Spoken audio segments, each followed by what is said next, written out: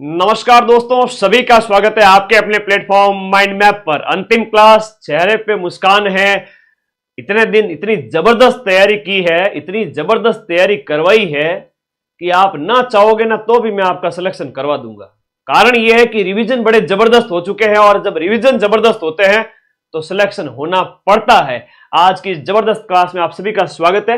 Paper का level बता देता हूं। अब आलोक राज जी ने वो निकाल दिया, ट्वीट करके वो नोटिस निकाल दिया कि भाई ये पेपर डिस्कशन नहीं करेंगे। ठीक है जी, लेकिन अब फोर्थ ग्रेड में 10वीं स्तर का पेपर आएगा, वो आता और हम डिस्कशन करते तो भी सेम बात ही। और आपने नोटिस लगा दिया, कोई बात नहीं।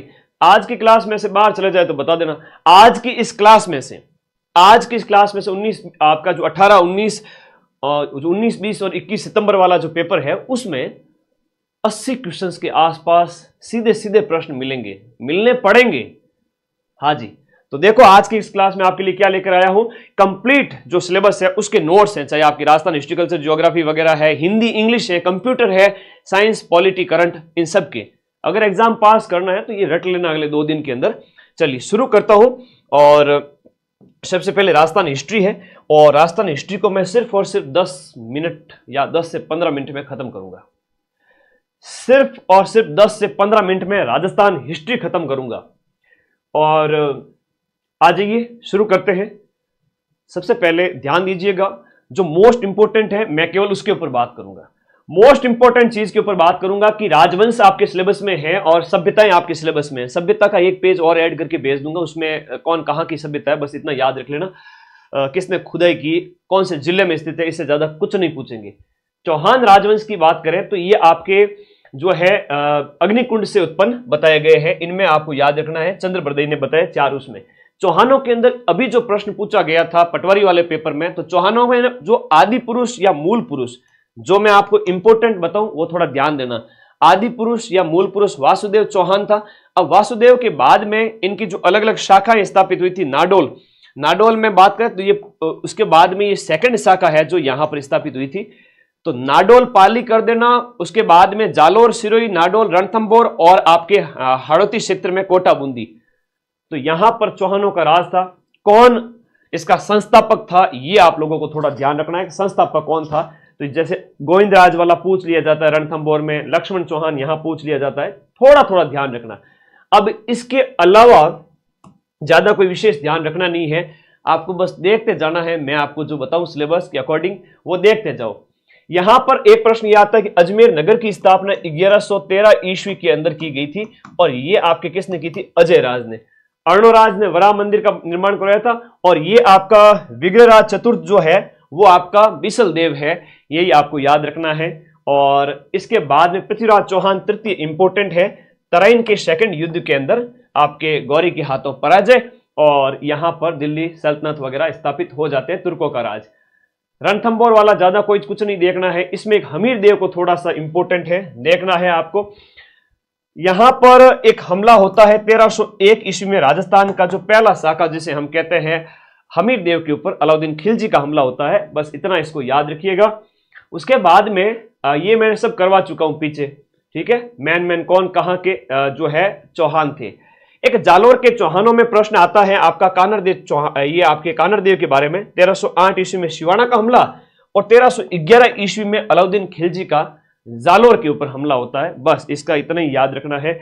और उसके बाद में अलग अलग जो चौहान शासक हैं उनके बारे में बताया है। हम बात करें चौहानों के बाद एक अन्य राजाओं के बारे में, राजवंशों के जो हेड है उनके बारे में पूछा जाएगा। तो ध्यान रखना, कछवाओं के संस्थापक, हम बात करें कछवाओं की, तो कछवाओं का राज आपके इस क्षेत्र में, आपके जयपुर और उसके आसपास के क्षेत्र में, संस्थापक का नाम है दुल्ले राय, तेजकरण, ढोला, एक ही बात है। उधर पूर्वी राजस्थान की तरफ जाओगे तो जाटों की रियासतें थी। सूरजमल जी का नाम आप लोगों को याद रखना ही रखना है, ठीक है, सूरजमल। तो ये महाराजा सूरजमल जी का नाम याद रखना। और आगे इस तरफ अगर बात करें तो मारवाड़ के राठौड़ राजवंश की बात करें तो राठौड़ों के मूल पुरुष का नाम तो सिया है ना। सिया है वो क्या है? राठौड़ों का मूल पुरुष है। सिया के बाद में जो वास्तविक संस्थापक कहा जाता है वो जोधा को कहा जाता है, 12 मई 1459 को। और उसके बाद में बीकानेर में बीका के द्वारा राठौड़ राजवंश की एक शाखा स्थापित की गई। किशनगढ़ की शाखा है वो मोटा राजा उदय सिंह के उत्तराधिकारियों ने किशनगढ़ अजमेर में। तो ये राठौड़ याद रखना। गुर्जर प्रतिहार का पूछे तो बताना कि राजस्थान के अंदर जालोर और जोधपुर मंडोर यहां पर गुर्जरों का राज था, और एक अलवर क्षेत्र है जहां पर भी आपके गुर्जरों का हमें जो गुर्जर प्रतिहार वंश के शासकों के राजाओं के उल्लेख मिलते हैं। अब इसके बाद में देखिएगा जयपुर राज्य के अंदर ज्यादा, जयपुर में यहां पर कछवाओं का राज याद कर लेना, बस संस्थापक आपने कर ही दिया, देख लिया। सारे राजाओं का शॉर्ट एक बार देख लेना, मैं डाल दूंगा यहां पर आप लोगों को, ठीक है। इसके बाद राजवंश एक लंबा चौड़ा है, इसलिए थोड़ा सा इसमें अपने को बचना है। मेवाड़ के राजवंश की बात करें तो गुहिल राजवंश का जो संस्थापक 566 ईस्वी के अंदर गुहादित्य, बस इतना याद रखिएगा और आगे देखिएगा। नेक्स्ट हम बात करें, और इनके अंदर जो अलग अलग राजा हैं उनकी उपाधियां वगैरह थोड़ा इंपॉर्टेंट है। जैसे बप्पा रावल की बात करें तो बप्पा रावल को काल भोज कहा गया, ऐसे याद करो। उसके बाद में रावल रतन सिंह की बात करें तो अलाउद्दीन खिलजी का जो हमला होता है रावल रतन सिंह के समय में, बहुत सारी चीजें हैं मैं आपको बताऊंगा। अरे अभी तो हिंदी इंग्लिश वगैरह पॉलिटी आने दो, फिर बताता हूं, खतरनाक चीजें, ठीक है। ओके, ये क्लास हो सकता है कि मैं कई सारी चीजें मैंने शामिल की है, तो जब तक डिलीट ना हो तब तक देख लेना बार बार। ओके ओके, अगला देखो, ये कई सारी और शाखाओं के अंतर्गत महाराणा कुंभा का जो हम बात करें, इनकी कुंभा की जो उपाधियां और इनका जो शिल्पी ये पूछे जाते हैं। तो कुंभा की उपाधियों के अंदर आपका जो है इंपोर्टेंट है अभिनव भट्टाचार्य वगैरह, या हम कुंभा को हिंदू सुल्तान कहते हैं, ठीक है, याद रखिएगा। और इनकी किताबों के अंदर आपका संगीत राज, संगीत मीमांसा, सूड प्रबंध वगैरह ये मोस्ट इंपोर्टेंट है, ठीक है, पूछे जाते हैं, याद करिएगा। उसके बाद में विजय स्तंभ के बारे में पूछ लेवे तो विजय स्तंभ को भारतीय मूर्तिकला का कोष कहते हैं, थोड़ा इसको याद करिएगा। इन राजाओं को थोड़ा देखिएगा, सांगा को हिंदू पथ कहते हैं, यह याद रखिएगा, और खनवा का युद्ध वगैरह, और इसके साथ साथ अन्य राजाओं को देख लीजिएगा। हालांकि एकदम नॉर्मल आपको डिस्कशन करना है इसके अंदर, है ना। 1857 की क्रांति, मॉडर्न थोड़ा हिस्ट्री की, राजस्थान की जो मॉडर्न हिस्ट्री उसके ऊपर बात करूंगा, थोड़ा सा ध्यान दीजिएगा। अलग अलग 1857 की क्रांति के समय 6 सैनिक छावनियां थी राजस्थान में। कितनी सैनिक छावनियां थी, ये पीडीएफ पूरी टेलीग्राम ग्रुप में जाएगी, और देखो लिंक आपके फोन में नीचे की ओर कमेंट बॉक्स में देखो दिया हुआ है, यहां पर आपके फोन में ब्लैक कलर की पट्टी में माइंड मैप टेलीग्राम ग्रुप, वहां चले जाओ सारे साथी, पीडीएफ आपको मिल जाएगी। 6 सैनिक छावनियां थी, एनी ब्यान देखे, एरिनपुरा जो है नसीराबाद, नीमच, देवली, ब्यावर, एरिनपुरा, खेरवाड़ा, यहां से 28 मई को क्रांति की शुरुआत होती है। 28 मई 1857 को नसीराबाद से क्रांति की शुरुआत होती है राजस्थान के अंदर। 1857 की क्रांति कहां से शुरू हुई, सैनिक छावनियां कितनी थी, 6 थी, ये प्रश्न पूछा जाता है, ठीक है। 28 मई 15वीं बंगाल नेटिव इन्फेंट्री जो मेरठ से आई थी उसके द्वारा। उसके बाद में एक प्रश्न ये आता है कि पॉलिटिकल एजेंट किन किन रियासतों के अंदर कौन कौन से थे, पॉलिटिकल एजेंट किन किन रियासतों के अंदर कौन कौन थे, ये आप लोगों को ध्यान रखना है। तो कोटा के अंदर जो बर्टन था, जोधपुर में मैकमोसन, भरतपुर में मॉरिसन और उदयपुर में शॉवर्स, उसके बाद जयपुर में ईडन और सिरोही में हॉल, इस तरह से याद रखिएगा। राजस्थान की हिस्ट्री को बस खत्म कर ही रहा हूं, 5 मिनट और रुकिएगा, सिर्फ 1-1.5 घंटा क्लास होगी, 100 मिनट की क्लास होगी, और हर 1 मिनट के अंदर एक प्रश्न आपके छप रहा है। इधर देखो, जनजागृति के दौर के अंदर राजस्थान की हिस्ट्री के अंदर जब हम देखते हैं तो एक प्रश्न आता है, भगत आंदोलन किसने चलाया था, तो गोविंद गुरु के द्वारा चलाया गया था, ये याद रखिएगा। उसके बाद एक ही आंदोलन, तो मोतीलाल तेजावत, 21 सूत्री मांग जिसे मेवाड़ की पुकार कहते हैं। और बिजोलिया किसान आंदोलन की बात करें तो विजय सिंह जी पथिक का नाम आता है, और ये 1897 से लेकर 1941 तक चला था, ये ध्यान रखिएगा। बेंगू में रामनारायण जी चौधरी, बूंदी में नैनूराम जी, ज्यादा ध्यान नहीं देना इसमें, मैन देख लो बस बहुत है। ये थोड़ा पूछ लिया जाता है, भरतपुर में भोजी लंबरदार। राजस्थान के एकीकरण के 7 चरण हैं, राजस्थान के एकीकरण के 7 चरण हैं, जिसमें 1948 के 3 चरण हैं, 18 मार्च और फिर वापस 18 मार्च से वापस 18 अप्रैल चले जाओ, बीच में एक 7 दिन का गैप ले लो। मत्स्य संघ है, राजस्थान, पूर्व राजस्थान संघ कहो, राजस्थान संघ कहो, फिर संयुक्त राजस्थान कहो, इसमें उदयपुर यानी मेवाड़ का विलय होता है, वो बहुत इंपॉर्टेंट है, पूछ लिया जाता है। एक प्रश्न ये पूछते हैं कि मत्स्य संघ के अंदर कौन कौन सी रियासतें थी, तो अलवर, भरतपुर, धौलपुर, करौली थी, ABCD। ए बी सी और डी, अलवर, भरतपुर, धौलपुर, करौली, ये ध्यान रखो। अब 1949 के अंदर 2 चरण होते हैं, फिर आपका एक जो है आपका 5वां चरण, जिसमें मत्स्य संघ का विलय होता है ना, जो है मत्स्य संघ का विलय इसमें होता है 5वें चरण के अंदर। तो ये थोड़े पूछे जाते हैं, ध्यान रखिएगा। कौन कब बना था, राज प्रमुख कौन था, राजधानी कौन सी थी, और 5वां और 6वां चरण हो गया कंप्लीट। 7 चरण थे टोटल। 1 नवंबर 1956 को राजस्थान का एकीकरण संपन्न होता है। राजस्थान के एकीकरण से 1 से 2 प्रश्न आएंगे, ठीक है, ओके। यूट्यूब से कैसे कमाए 1 से 2 हजार रुपए? मेरे शॉर्ट्स छोटे छोटे कट करके डाला करो, छोटी छोटी वीडियो कट करके डाला करो, आप लोगों को कमाई हो जाएगी, ठीक है, लेकिन पूरा वीडियो कॉपी नहीं करना। प्रजामंडल आंदोलन की बात करें तो एक जयपुर प्रजामंडल के बारे में याद रखना। 1931 के अंदर जयपुर प्रजामंडल की स्थापना होती है और कर्पूर चंद पाटनी की अध्यक्षता में। और उसके बाद एक प्रजामंडल जो पूछा जाता है मारवाड़ वाला, 1934 वाला, याद रखिएगा। उसके बाद में अगला जो प्रजामंडल इंपोर्टेंट है वो है आपका, जैसे मेवाड़ प्रजामंडल पूछ लिया जाता है तो ये 1938 में स्थापित होता है। तो ये थोड़े प्रजामंडल वगैरह ध्यान रखिएगा, लेटेस्ट है ना। सभ्यताओं की बात करें, मोस्ट इंपोर्टेंट है, एक सीधा सीधा प्रश्न है, सभ्यताओं से पूछ लिया जाएगा। ये पूछ लेंगे कि बागोर की सभ्यता कौन से जिले में स्थित है और किस नदी के किनारे है। अब इसके बाद मुझे बार बार जो है पेपर सॉल्यूशन कराने की जरूरत ही नहीं पड़ेगी। आप देखना पेपर के अंदर क्वेश्चन छपना पड़ेगा। इस क्लास से मैं बता दूंगा आपको 75 से 80 क्वेश्चन हर एक शिफ्ट के अंदर, पहली, दूसरी, तीसरी, चौथी, पांचवी, छठी, हर एक शिफ्ट के अंदर 80 के लगभग क्वेश्चन सिर्फ इस एक क्लास से। इतना मेरा कॉन्फिडेंस है। और जिस दिन पेपर बाहर आया उस दिन मैं प्रूफ लेकर आऊंगा 21 तारीख के बाद में, ठीक है। कि गुरुजी न्याल कर दिया थे तो मैंने, ठीक है भाई न्याल कर देंगे। बस एक शर्त यह है कि आप लोग कभी अपना ये है ना, जब समय होता ना तब इंसान है ना गलती करता है। तो अब समय, ये 4th ग्रेड तो मैं पास करवा दूंगा। 4th ग्रेड बनने के बाद में 21 तारीख से जितने भी नए बैच स्टार्ट हो, चाहे सीईटी है, थानेदार का है, आरएस प्री का है, सब में आप सभी को पढ़ना स्टार्ट करना पड़ेगा। क्योंकि केवल और केवल आप 4th ग्रेड बढ़ो, बहुत अच्छी बात है, एक बार स्टेबिलिटी आ जाए, आपका जो टैग है ना बेरोजगारी का वो हट जाए, लेकिन एटलीस्ट आपको जीवन में ऊंचाइयों को प्राप्त करना है। और ऊंचाइयों को प्राप्त करने में मैं आपकी पूरी मदद करूंगा। तो 21 तारीख से हम सारे बैच स्टार्ट कर रहे हैं, आप सभी साथियों का स्वागत रहेगा, ठीक है। इंतजार करूंगा 21 तारीख को सुबह से। एक बार पेपर देके आ जाओ, रिजल्ट आए तब तक आगे की तैयारी। ये जो लिंक है ना टूटना नहीं चाहिए पढ़ाई का। बागोर भीलवाड़ा है कोठारी नदी के किनारे, याद रखना। बैराट बागोर पूछ सकते हैं, बैराट है तो जयपुर कर देना पुराना, और नया पूछे तो आपका कोटपुतली बहरोड। आहड़ वाला मोस्ट इंपोर्टेंट है, उदयपुर के अंदर है, और आपका एक व्यास है 1953 के अंदर इसकी खोज खुदाई की गई। गणेश्वर वाला आपसे पूछेंगे, जरूर पूछेंगे। गणेश्वर वाला सीकर के अंदर है, कांकली नदी के किनारे। कालीबंगा की सभ्यता आपसे पूछेंगे, हनुमानगढ़ के अंदर है, घग्गर नदी के किनारे। हर एक पारी में प्रश्न आना पड़ेगा इस सारणी से।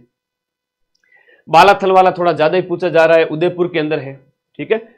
गिलुंड की सभ्यता है वो आपका राजसमंद के अंदर स्थित है। रेड की सभ्यता को प्राचीन भारत का टाटा नगर कहते हैं, ठीक है, सिक्कों के भंडार मिलने के कारण।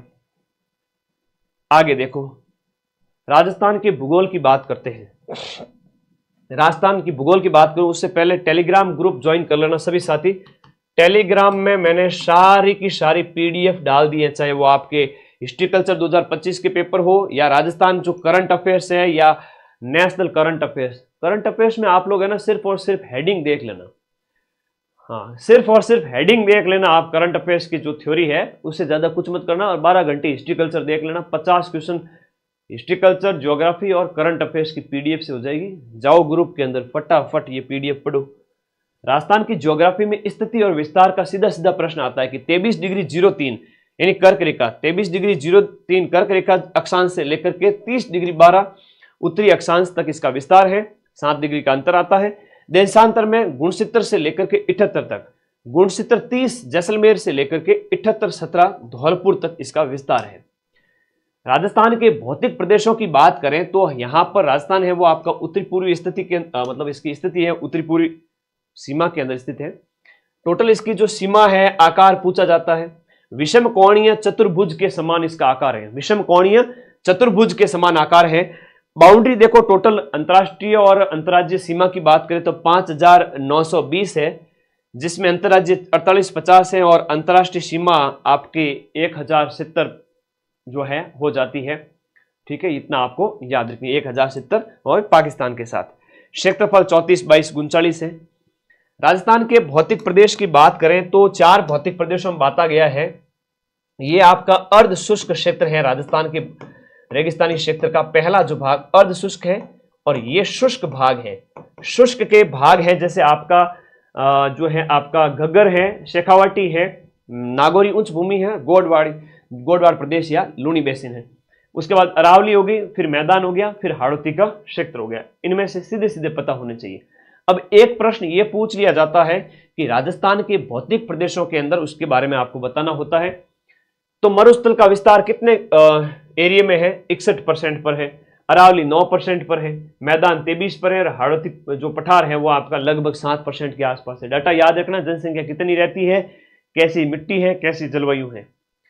फिर एक प्रश्न ये आता है ऑकलवुड फॉसिल पार्क वाला, तो जैसलमेर के अंदर काष्ठ जीवाश्म है, थोड़ा सा दिमाग में रखना। पीडीएफ में आपको टेलीग्राम में दूंगा। अभी इस क्लास को मैं 4-5 घंटे नहीं पढ़ा सकता, कल ही पेपर है इसलिए। हाँ, आप रिवीजन कर लेना, मजा नहीं आ जाए कहता ना, एक सारे के सारे क्वेश्चंस मिल जाएंगे वहां से, ये मेरा वादा है दिल से।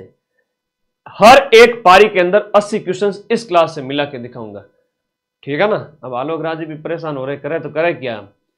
वो 4th ग्रेड का पेपर इतना हल्का आएगा कि वो अगर बच्चों ने मुझे कह दिया ना कि सर आज ये क्वेश्चन पूछे, आधे घंटे के अंदर 100 क्वेश्चन वैसे के वैसे बना दूं, अगली पारी में वो आने पड़ेंगे। इसलिए कहा कि वो डाकी आदमी बैठा है, उससे बच के रहने का एक ही तरीका है कि नोटिस निकाल दो। पर मैं तो आज पहले ही दे दिया आपको पूरा पेपर। ये पूरा पेपर है, 300 स्लाइड्स है छोटी छोटी, इसको पढ़ लेना, इससे बाहर क्वेश्चन नहीं जाएंगे। थार का गड़ा इसको कहते हैं, ठीक है। गुरु शिखर सर्वोच्च चोटी है। उड़िया का पठार कहाँ है? आपका सिरोही में, राजस्थान का सबसे ऊंचा पठार। जलवायु का एक प्रश्न आएगा जहां पर आपका ये जो कोपेन का जलवायु वर्गीकरण है ना, ये आपसे पूछा जाता है। कोपेन वाला जलवायु वर्गीकरण आपसे पूछा जाता है। जहां हम बात करते हैं BWHW की बात करते हैं तो पश्चिमी राजस्थान की बात करते हैं। अर्ध ये शुष्क प्रदेश की बात हो रही है, एकदम सूखा प्रदेश है। और BSHW है, ये अर्ध शुष्क की बात हो रही है, अर्ध शुष्क की बात हो रही है। और फिर आगे देखो, CWG है तो मैदान है, AW है तो ये हाड़ौती क्षेत्र और दक्षिणी राजस्थान है। अब इसमें कोई गलती मत कर देना, प्रश्न तो आना पड़ेगा। पेपर में छप चुका है, कल वाले में पेपर में छप चुका है। मैं तो छोड़ता नहीं हूं, RS प्री और थानेदार वाले पेपरों को वहां मिला देता हूं राजस्थान में सबसे हाईएस्ट प्रूफ के साथ में। मुझे तो अब कल आ जाता मेरे सामने तो मैं फिर, इसलिए टेंशन ना लो, तुम सबकी नौकरी लगेगी। चलो माँ का आशीर्वाद दिलवा देता हूं एक बार आज फिर से। बहुत मैं आनंदित हूं कि मुझे इस बात की खुशी है कि माँ का आशीर्वाद आप सभी के साथ रहे। बस आप लोग अपने इस चैनल को सब्सक्राइब करके रखना। मैं देखता हूं आज आप कितने साथी अपने इस चैनल को सब्सक्राइब करते हैं। मेरा आशीर्वाद मिल जाएगा आपको चैनल सब्सक्राइब करने के साथ ही। तो माँ हमारे साथ है हमेशा। मैं फिर से कहूंगा 54,000 पद बहुत ज्यादा होते हैं, आपका सिलेक्शन होना पड़ेगा। प्रकृति साजिश रच रही है आपके नौकरी लगाने के लिए और हर उस बच्चे का सिलेक्शन हो रहा है जिसने थोड़ी बहुत भी मेहनत की है। तो कर लो सब्सक्राइब अपने इस चैनल को। सारी इंफॉर्मेशन, सारी पढ़ाई अपने इसी प्लेटफॉर्म पे हम करेंगे। सीधा सा प्रश्न एग्जाम में आ जाता है, ये पूछ लेते हैं कि अरब सागर में गिरने वाली नदियां कौन सी है। अगर किसी को नहीं पता हो तो अरब सागर इस तरफ है, इधर बंगाल की खाड़ी है। लूणी नदी हो गई, उसके बाद माही हो गई, पश्चिम बनास हो गई, पश्चिम बनास हो गई, माही हो गई, लूणी हो गई, ये आपके अरब सागर में गिरती है। सीधा सा प्रश्न आएगा। अब इसकी सहायक नदियां भी कई बार पूछ लेते हैं, जैसे सूखड़ी बांडी किसकी सहायक है? लूणी अजमेर के नागपाड़ से निकलती है। माई कहां से निकलती है ये ध्यान रखो। पश्चिम बनास है तो वो आपके सिरोही से निकलती हैं। कुकड़ी, सूकली वगैरह ये इसकी सहायक नदियां हो जाती हैं। चंबल नदी है, बनास है, ये सब आपके बंगाल की खाड़ी की तरफ जाती है। और बनास नदी के कई सारे उपनाम हैं, जैसे वन की आशा, वर्णाशा इसको कहते हैं, ध्यान रखना। चंबल नदी के उपनाम आपको याद रखो, इनकी लंबाई साथ में दी गई है।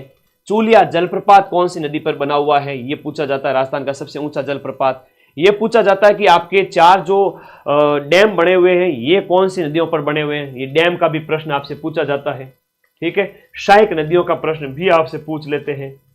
बेड़च की बात करें, आजकल बेड़च थोड़ी ज्यादा ही पूछी जा रही है ना। बेड़च वगैरह, ये बनास जो है बनास है, इसकी सहायक बेड़च है। ये थोड़ा आजकल ज्यादा ही पूछा जा रहा है, इंपॉर्टेंट क्वेश्चन है। अगला देखिएगा, हम अंतः प्रवाही नदियों के अंदर सीधा हेडिंग देखो, सीधा इस हेडिंग को देखो और सीधा इस पॉइंट को देखो यहां पर कि गगर है, कांतली है, आपकी बाणगंगा है, साबी है, रूपारेल है। सिर्फ और सिर्फ हेडिंग पता हो तो मामला बहुत है।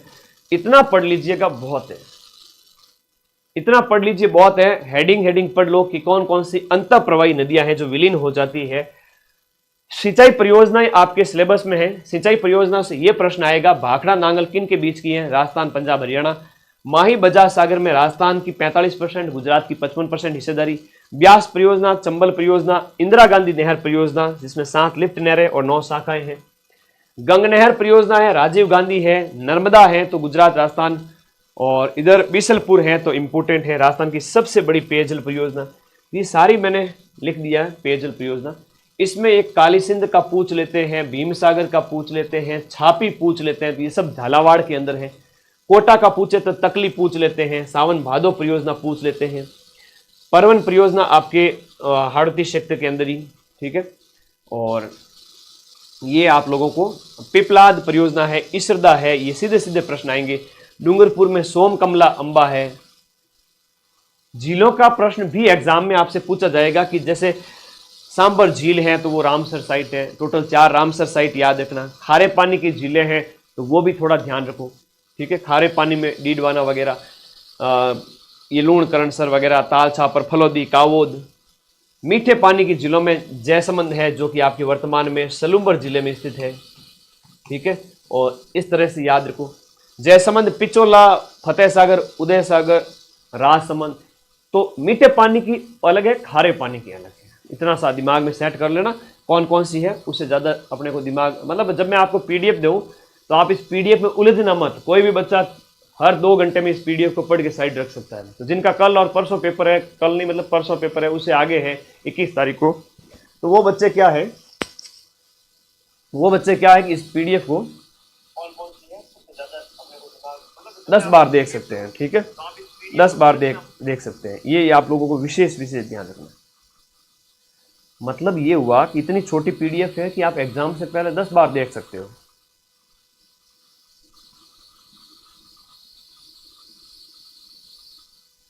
आ गया, जो टेक्निकल टीम को बोल दिया है वो चेक कर लेंगे, वॉइस वगैरह अगर कोई दिक्कत हो जाएगी। आ जाओ, आप टेंशन ना करो, आप तो एकदम मतलब नौकरी लेने वाले बच्चे हो सारे के सारे। आ जाओ भाई।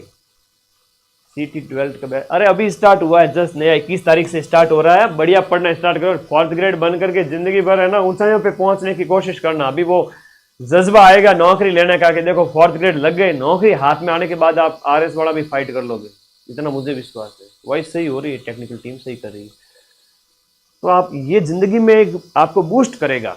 ध्यान रखना, नौकरी तो लगेगी 4th ग्रेड में, 100% लगेगी, लेकिन पेपर कल देखना बढ़िया आवे, उस हिसाब से जनरल OBC बच्चे थोड़ा सा रिस्क ले रहे, बाकी वाले बच्चे अपनी अपनी कैटेगरी के अकॉर्डिंग सेफ रहे। मीठे पानी की जिलों में नक्की है, आना सागर है, फॉय सागर, पुष्कर, कायलाना पूछ लेते हैं भाई कहाँ पर है, और सिलीसेड पूछ लेते हैं कहाँ पर है। तो इस तरह से थोड़ा याद रखिए। मिट्टियों के अंदर राजस्थान की मिट्टियों में एंटी सॉल है, वो ठेठ पश्चिम में है, और उसके बाद में इधर आ जाती है वो आपकी एरिडी सॉल आ जाती है। अर्ध शुष्क क्षेत्र के अंदर आ जाती है एरिडी सॉल आ जाती है इधर, और इधर अल्फी सॉल आपकी मैदान में है, इंसेप्टी सॉल साउथ राजस्थान में, और वर्टी सॉल हाड़ौती क्षेत्र के अंदर। जनसंख्या लास्ट टॉपिक है राजस्थान ज्योग्राफी का, सीधा सा प्रश्न आएगा, मैं बता देता हूं 3 क्वेश्चन आएंगे कल के पेपर में, हर एक पारी के अंदर वो यहीं से आएंगे। राजस्थान की सबसे ज्यादा जो वैसे लिटरेसी है वो आपके 66% है, हम बात करें, और लिटरेसी के अंदर हम बात करें, जनसंख्या 6,85,00,000 अकॉर्डिंग टू 2011 की जनगणना के अनुसार। सर्वाधिक साक्षरता कोटा की है 76.6, और सबसे कम है वो जालोर की है। तो ज्यादा कम याद रखना, पुरुष साक्षरता में झुंझुनू सबसे आगे है, और महिला साक्षरता में कोटा आगे है, ठीक है। और महिला साक्षरता में जालोर सबसे पीछे है, ये याद रखो। जन घनत्व सीधा सीधा एग्जाम में पूछ लेंगे। सर्वाधिक जन घनत्व आपका 500+ जयपुर और भरतपुर का है, और जो कि 504 भरतपुर का है, और जयपुर का 600 के करीब, 595 के आसपास। और उधर हम बात करें जैसलमेर का 17 है, दशक में सबसे ज्यादा वृद्धि बाड़मेर में है, वो बच्चे सबसे ज्यादा पैदा होते हैं 32%। गंगानगर की ग्रोथ रेट है वो पिछले 10 साल में काफी कम रही है। लिंगानुपात सेक्स रेशियो है, डूंगरपुर का सबसे ज्यादा है, धौलपुर का सबसे कम है, और 928 हमारा टोटल जो है लिंगानुपात है। दशक की वृद्धि हमारी 21% है। राजस्थान का जन घनत्व कितना है, एक जो है प्रति वर्ग किलोमीटर में 200 लोग रहते हैं। छोटी छोटी चीजें याद करना, बहुत सिंपल सिंपल जनसंख्या के क्वेश्चन पूछे जाएंगे। राष्ट्रीय उद्यान आपके 3 है, ध्यान रखना। अभ्यारण्यों की बात करें तो राष्ट्रीय मरु उद्यान सबसे बड़ा है। तो अब थोड़ा कंप्यूटर पढ़ लेते हैं, और कंप्यूटर के अंदर गलती मत कर देना। अच्छा, सब कंप्यूटर कोचिंग वाले कॉपी कर रहे हैं। हाँ देखा मैंने सुबह से ही, सिर्फ ये पढ़ लो नौकरी ले लो। 10-10, 20-20 साल पुरानी कोचिंग भी अपने थंबनेल को कॉपी कर रही है। इसका मतलब जमाना बदल चुका है, अब इन तिल्लों में तेल नहीं रहा। अब लोग अपनी कॉपी कर रहे हैं, इसका मतलब अपन आगे हैं, सबसे आगे आ जाओ मेरे बच्चों। ये हिस्ट्री, कल्चर, ज्योग्राफी तो मैंने इसलिए फास्ट पढ़ा दी कि आप लोगों ने सब कुछ पढ़ रखा है, खत्म है सारा मामला। 12 घंटे वाली क्लास और करंट अफेयर्स की पीडीएफ टेलीग्राम में देख लीजिए जाके, ठीक है। था सगला ने एक बार फिर से कह देता हूं, चले जाओ रे टेलीग्राम में चले जाओ, ये रहा नीचे लिंक। हाँ, पढ़ लेना जा करके। सर आप बहुत मेहनत करते हो, जीव जाने भाई मारो। लाल 25 दिन मम्मी पापा बात को नहीं करी, टेंगू खाना को नहीं खाया लाल 2 दिन, और रात दिमाग है वो ऐसे ऐसे कर रहा है, नींद आ रही है भयंकर वाली। लेकिन मैं आज अंतिम समय तक मैं हार मानने वालों में से नहीं हूँ। मैं अंतिम समय में बच्चों के साथ खड़ा रहता हूँ। मेरे भाई बहन हो, छोटे छोटे, छोटे बड़े सब, मैं तुम्हें अकेला कैसे छोड़ सकता हूँ यार, है ना। अभी तो और पढ़ाऊंगा, जिंदगी में ऊंचाइयों पे ले जाऊंगा और आगे। कंप्यूटर स्टार्ट कर रहा हूँ, 3रा सब्जेक्ट। तुम देखोगे कि सर ने सारे सब्जेक्ट पढ़ा दिए, ये माँ सरस्वती का आशीर्वाद है। कंप्यूटर में देखता हूँ 5 में से 5 प्रश्न यहाँ पर आज की क्लास में से आपको सीधे सीधे देखने को मिलेंगे। जहां एलन ट्यूरिंग को कहते हैं तो आधुनिक कंप्यूटर का जनक कहते हैं। किसको कहते हैं? एलन ट्यूरिंग को आधुनिक कंप्यूटर का जनक इनको कहते हैं। और चार्ल्स बेबेज है, उसको कहते हैं, ठीक है जी, नॉर्मल शब्दावली है, चार्ल्स बेबेज। पटवारी का पेपर आने के बाद में मुझे लग गया 4th ग्रेड का पेपर कितना सरल आएगा, क्योंकि इसीलिए तो ये रोक लगानी पड़ी इनको, अधीनस्थ बोर्ड के चेयरमैन को, कि भाई पेपर तो इतना हल्का आएगा, सिंपल सिंपल से क्वेश्चन तो बच्चे सब बता देंगे। तो अगली पारियों वाले बच्चों के तो बल्ले बल्ले, पहली पारी वालों के साथ बोल रहे हैं कि धोखा हो जाए, बट पहली पारी वालों को तो इतना पढ़ा दिया, क्या दिक्कत है। तो पटवारी में इतना हड़काया तो 4th ग्रेड उससे भी हड़का है। लेकिन जोश में होश मत गंवाना। पेपर जब भी कर रहे हो ध्यान रखना, मदन सर पीछे छड़ी लेके खड़े हैं, है ना, बुद्धि के पीछे खड़े, एक पड़ेगी ऐसे, ध्यान रखना मेरी बात को। कल्चर करा ही नहीं, कल्चर सबसे लास्ट में,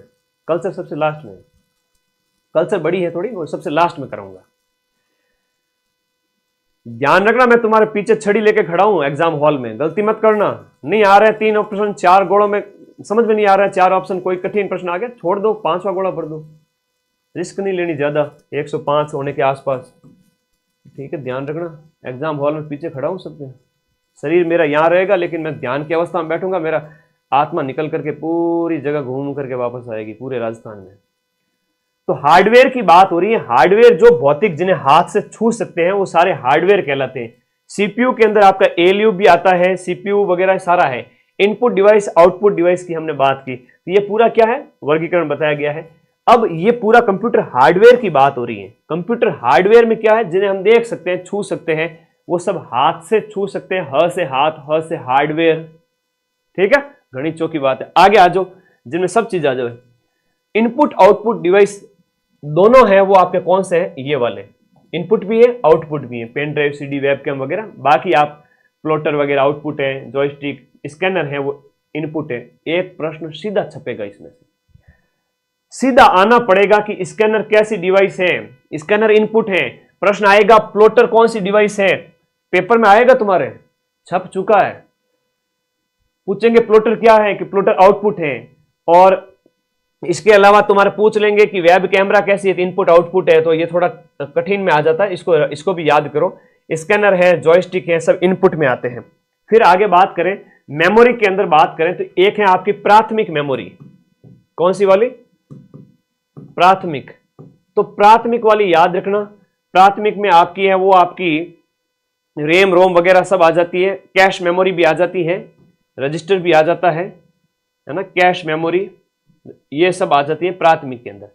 द्वितीयक मेमोरी है या बाहरी एक्सटर्नल मेमोरी है ना, बाहरी या हम बात करें द्वितीयक, इनमें आता है आपका फ्लैश मेमोरी, ऑप्टिकल, ये जितने भी दूसरी वाली यूएसबी वगैरह वो सब इसमें आ जाती है, कोई टेंशन न लेनी, मेमोरी वाले सीधे सीधे क्वेश्चन है।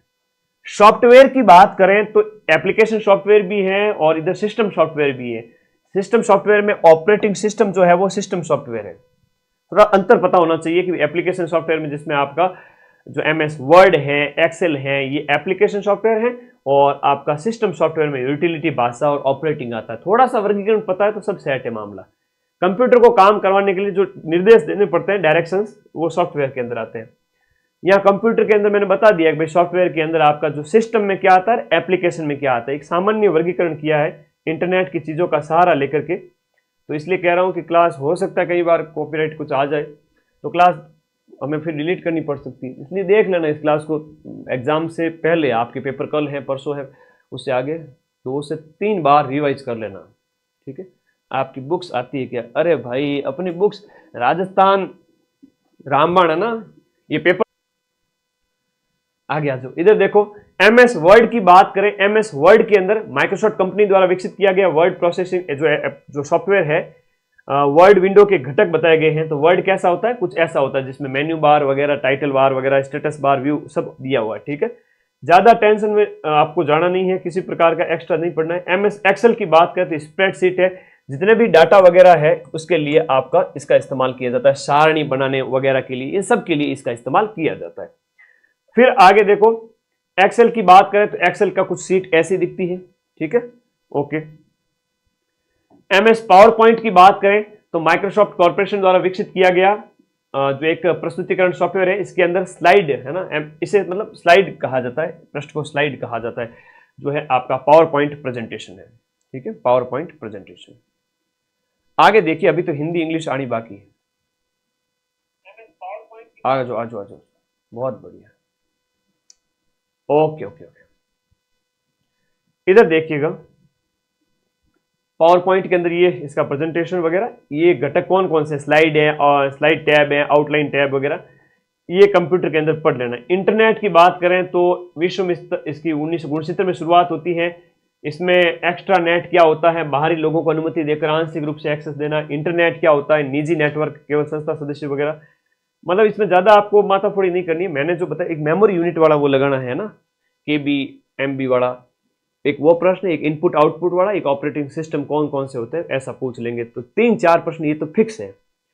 फिर देखो साइंस के जब बात करें, साइंस के अंदर आपकी धातु अधातु की बात कर रहे हैं, धातु के गुण की बात हुई। यहां पर धातु के अंदर धातु को आप तान सकते हो, लेकिन यहां पर अधातु की बात करें तो आपके इनमें सामने जो इनको आप तान नहीं सकते है ना, ऐसे तार नहीं बना सकते खींच करके, है ना। तो इनका अधातु के अंदर ये ऑपोजिट है, और धातु है वो आपकी ठोस होती है, इन्हें आप तार बना सकते हैं, खींच सकते हैं। और इसके बाद लोहा तांबा वगैरह आ गया, इसमें क्लोरीन व ब्रोमीन वगैरह आ गया। यौगिक है वो 2 या 2 से अधिक तत्वों के परमाणु निश्चित अनुपात में मिलकर बनते हैं, जैसे आपका सोडियम और क्लोराइड से नमक बन गया। इसके साथ हम बात करें भौतिक और रासायनिक परिवर्तन, आपके सिलेबस में है। 5 प्रश्न में से 1 प्रश्न भौतिक और रासायनिक परिवर्तन का आपके कल सुबह वाले पेपर के अंदर छप चुका है। क्या पूछेंगे सर? अरे ये पूछेंगे भौतिक परिवर्तन क्या होता है। भौतिक परिवर्तन की बात करें, वह परिवर्तन जिसमें किसी पदार्थ के भौतिक गुण में परिवर्तन होता है, मतलब रंग रूप आकार वगैरह बदल सकता है, लेकिन वापस उसे रिवर्सेबल होता है, वापस उस अवस्था में आ जाए तो उसे क्या कहेंगे? भौतिक परिवर्तन। सीधी सी बात है। रासायनिक परिवर्तन के अंदर वो स्थायी परिवर्तन होता है, परमानेंट परिवर्तन होता है, नया पदार्थ बन जाता है। अब इस नए पदार्थ के अंदर हम बात करें तो सारे के सारे उदाहरण सामने दिए हैं, चाहे आपका किण्वन के द्वारा शराब बनाना, पटाखों का विस्फोट, श्वसन क्रिया भी इसमें आती है, लोहे पर जंग लगना मोस्ट है। सीधा सा आ जाएगा कि लोहे में जंग लगा है, इसका मतलब केमिकल रिएक्शन हुआ है। हाँ, तो अभी तो इंडिया की पॉलिटी बहुत शानदार करके लाया हूं, चिंता ही मत करो। बहुत चीजें राजस्थान पॉलिटी, इंग्लिश हिंदी में बहुत मेहनत की है आज की क्लास में, ठीक है। अब आगे देखो, प्रकाश संश्लेषण वगैरह, एक सीधा प्रश्न आना पड़ेगा। मां सरस्वती ने क्या दिया है, इसमें से आएगा। छप चुका है पेपर में, देखो तो सही, मोस्ट है। आगे देखो, एक धातु अधातु में से मोस्ट है। हर एक स्लाइड आपके संभावित क्वेश्चन है। प्रकाश का परावर्तन का जो नियम है आपके सिलेबस में है। तो परावर्तन क्या होता है कि जब आपके वस्तु में रंग दिखाई देना परावर्तन की घटना पर आधारित है। ठीक है, श्वेत प्रकाश में आपके बात करें, श्वेत प्रकाश है वो 7 रंगों से मिलकर बना होता है, यहां पर बताया गया है। और आगे देखो आप, परावर्तन की घटनाएं कौन सी हैं, परावर्तन आधारित क्रियाएं कौन सी हैं। जैसे आईने में आप अपना थोबड़ा देखते हो, प्रतिबिंब, अपना थोबड़ा देखना रिफ्लेक्शन उनका प्रतीक है।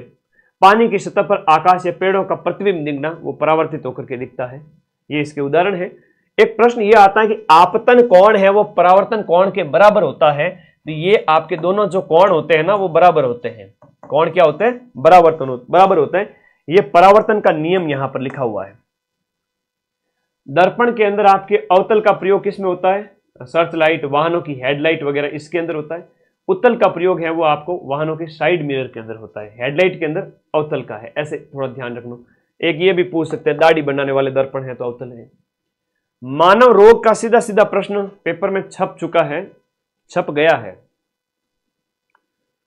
क्या छप गया है प्रश्न, व्हाट्सएप नंबर क्या सर आप, अरे बेटा 8955982723। लेकिन इतने संख्या में व्हाट्सएप आया पड़े हैं। खैर कल से थोड़ा, आज तो मैं रेस्ट करूंगा, कल सुबह से सबकी रिप्लाई दूंगा। सभी को आशीर्वाद, एक स्टेटस लगा दूंगा तो देख लेना, तुम लोग भी खुश हो जाओगे। तो आज तो मुझे माफी चाहता हूं कि मैं रिप्लाई नहीं दे पाऊंगा, कल सुबह से सबको रिप्लाई दे दूंगा। वैसे भी अभी पेपर सॉल्यूशन पे रोक है तो हम अपनी तरफ से दूसरा पढ़ाई ऐप में करवाएंगे और दूसरी यूट्यूब पे दूसरी क्लासेस लगेंगी पेपर सॉल्यूशन के अलावा, तो कर सकते हैं आप व्हाट्सएप। ठीक है, मानव रोग की बात करें तो आपके जन्मजात होते हैं और कुछ अर्जित होते हैं। गुणसूत्र विकार यानी कि आनुवंशिक रोग जिसे कहा जाता है। जन्मजात रोग जो होते हैं वो पेपर में आपसे पूछे जाएंगे, याद रखिएगा। आनुवंशिक रोगों की अगर हम बात करें, सारे के सारे जन्मजात की बात हो रही है, ये एक ही बात है। मेंडलीय विकार जिसमें हीमोफीलिया है, सिकल सेल एनीमिया है, वर्णांता, thalassaemia, Down syndrome, Patau syndrome, ये सब के सब आ जाते हैं। कुछ संक्रामक होते हैं, कुछ असंक्रामक होते हैं। जैसे आपको रिकेट्स हो गया है, मेरेस्मस हो गया है, मधुमेह हो गया है, या आपकी बॉडी में किसी चीज की कमी की वजह से हुआ है, तो इस वजह से ये दूसरे को फैलेगा नहीं, आपकी बॉडी तक ही रहेगा। लेकिन संक्रामक के बाद जन्मजात और अर्जित में भी दो है, संक्रामक असंक्रामक। इस स्लाइड में से एक प्रश्न आपके पेपर में छप चुका है। कौन सा छप चुका है सर, जीवाणु जनित रोग की ट्रिक बताओ। देखो, मोती डाकू पंडित ने सब न्यू मैंगो प्लेट में काटी है। मोती जरा है, डायरिया है, कुष्ठ है, जो है डिप्थीरिया है, सिफिलिस है, बोटेलिज्म है, गोनेरिया है, न्यूमोनिया है ना, काली खांसी है, टिटनेस है, हैजा है, सब आपकी कौन सी है, बैक्टीरिया जनित रोग। अब वायरस मतलब विषाणु जनित रोग है ना, विषाणु जनित रोग जो है वो वायरस जनित रोग होते हैं, जिसकी ट्रिक है, रेखा हमें हिट करके पोचे छोड़ गई। रेबीज है, खसरा है, हर्पीज है, मेनिंजाइटिस है, आपका हिपेटाइटिस है, बहुत इंपॉर्टेंट है। हिपेटाइटिस पूछेंगे आपसे कल वाले पेपर में हिपेटाइटिस पूछेंगे आपसे, जो है मलेरिया वाला भी पूछेंगे। पोलियो है, एड्स है, चेचक है, छोटी माता है, ये आपको याद रखना है। प्रोटोजोआ में मलेरिया मोस्ट इंपोर्टेंट है, मलेरिया वाला पूछेंगे ही पूछेंगे, मलेरिया वाला पूछेंगे ही पूछेंगे, मोस्ट इंपोर्टेंट है। आएगा भाई आएगा, मलेरिया तो पूछेंगे है ना, मलेरिया पूछना पड़ेगा, मलेरिया मोस्ट इंपोर्टेंट है। मलेरिया पापा काम पर सोते हैं, मलेरिया है, पायरिया है, कालाजार है, दस्त लग जाना है, ये सब प्रोटोजोआ जनित। अब इधर कृमि जनित रोग है जिसमें आपका अलग अलग है, और कवक जनित जो रोग है, कवक जनित रोग, कवक में आपका दाद, खाद, एथलीट फुट है, खाज है, खुजली है, ये सब कवक के रोग हैं।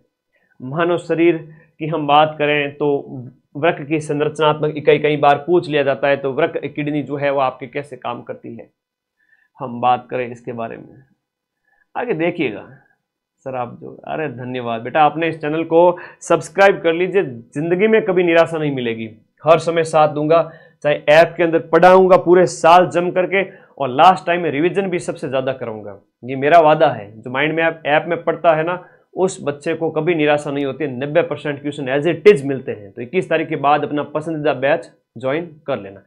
इधर देखो मानव शरीर में तो कितनी हड्डियां होगी, सामान्य सा कॉमन सा क्वेश्चन है। मानव शरीर में जो कितनी हड्डियां होती है, कॉमन सामान्य सा क्वेश्चन है। किडनी की जो हम बात करें, किडनी जो है उसकी जो संरचनात्मक इकाई होती है, वो जो कार्य करने वाली जो नेफ्रॉन है, स्पाइरोमीटर से श्वसन मापा जाता है। कुपिका है वो फेफड़ों की छोटी इकाई है। मास्टर ग्रंथि किसे कहते हैं, मास्टर है मास्टर, पीयूष ग्रंथि मटर के आके के समान, मटर के दाने के समान। तो मानव रोग वगैरह इतने सिलेबस में थे। एक प्रश्न ये बहुत इंपॉर्टेंट है, आपके पेपर में आएगा। क्या पूछेंगे, ये पूछेंगे आपको कि इंसुलिन है वो आपका मधुमेह रोग है वो किसकी कमी से होता है, इंसुलिन हार्मोन से, और ये अग्नाशय की बीटा कोशिकाओं के द्वारा स्रावित किया जाता है। तो अग्नाशय वाला आपको याद रखना है। उसके बाद में आप बात करो तो यहां पर जो है पूछ रहा है इस प्रश्न के अंदर कि आपका जो न्यूरॉन होते हैं ना, वो तंत्रिका तंत्र की सबसे छोटी इकाई है और वो आपके मस्तिष्क तक सूचनाएं पहुंचाते हैं। फिर बाद में ब्लड प्रेशर वगैरह। अच्छा, ब्लड के अंदर ये पूछ लेते हैं कि सबको देने वाला कौन है, ओ दाता, ओ देने वाला दाता है, लेकिन ए भी है वो सबसे ग्रहण करता है, सर्वग्राही रक्त समूह। मानव शरीर की सबसे बड़ी ग्रंथि जो है ना, वो पाचक ग्रंथि है, वो आपका यकृत है। शरीर के अंदर का सबसे बड़ा अंग जो है वो आपका कौन सा है, शरीर के अंदर का सबसे बड़ा अंग है वो आपका यकृत ही है। आशीर्वाद दे दो सर, मारा आशीर्वाद सगुणा के साथ है। बस अपने इस चैनल को सब्सक्राइब करके जुड़ जाओ, जितने साथी जुड़े हुए हैं, क्योंकि जिस गति से आप लोग जुड़ते हैं ना, मुझे खुशी होती है। मेरे पढ़ाने का जो महत्व है वो समझ में आता है आपको। इधर देखिएगा 4 प्रकार के दांत होते हैं, कृतनक है, रदनक है, चवर्णक वगैरह। फिर देखिएगा आनुवंशिकता के जनक, वो जो पेपर में क्वेश्चन दिख रहा है, मुझे लिफाफा ऊपर करके देख लूं, चक्षु अंतर चक्षु दृष्टि से छपा हुआ है। क्या छपा हुआ है सर? अरे ये छपा हुआ है कि आनुवंशिकी के जनक कौन से हैं, आपको दिखता है सर? हाँ, ध्यान लगाना पड़ता है, दिमाग में पता चलता है पहले से ही कि ये प्रश्न आएगा। ये छप गया भाई। ग्रेगर जॉन मेंडल जो ऑस्ट्रिया के पादरी थे, उन्होंने मटर के ऊपर लैंगिक जो प्रयोग किया था वो आपका याद रखना, ऑस्ट्रिया के थे पादरी, और लैंगिक जनन याद रखना। हाँ, मुझे दिख रहा है ये क्वेश्चन आ गया पेपर के अंदर, ठीक है। अब अगला देखो, साइंस कंप्लीट होती है।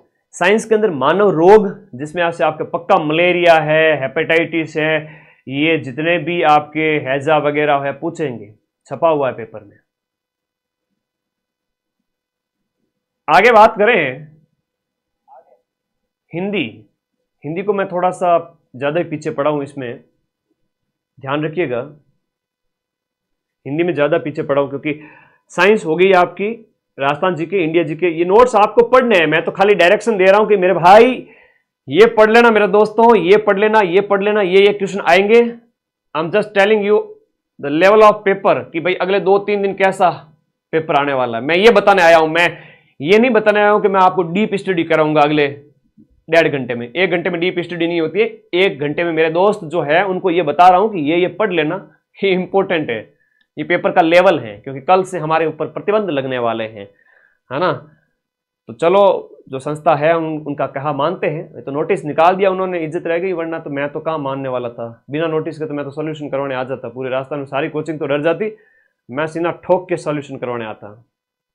खैर कोई बात नहीं, नोटिस का सम्मान करेंगे, बिना नोटिस होता तो हम करवा देते।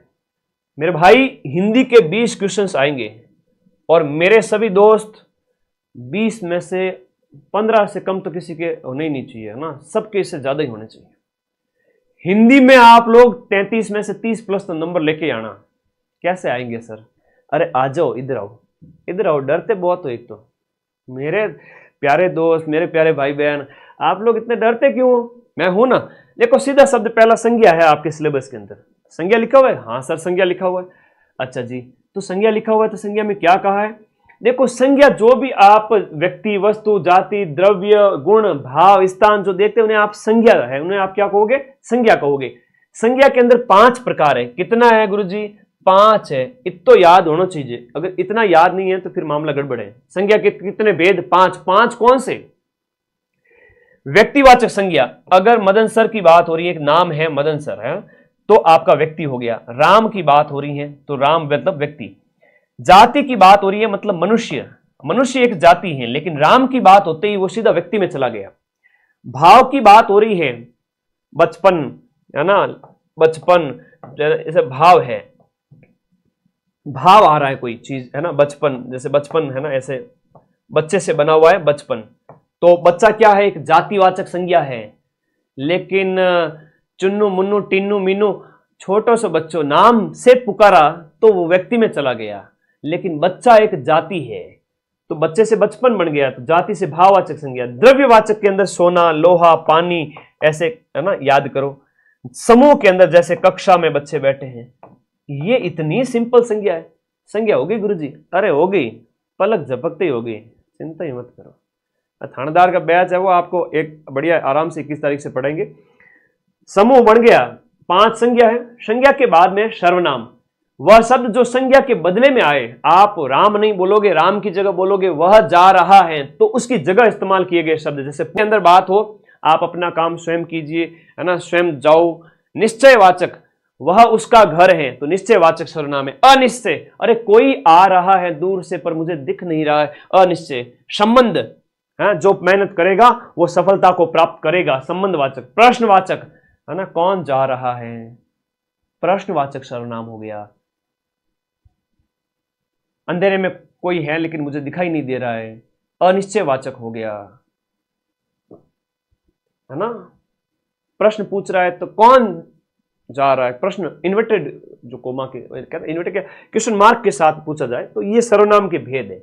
क्रिया की बात करते हैं, सीधी सीधी बात करता हूं, क्रिया की बात है, क्रिया की बात करते हैं सीधे सीधे।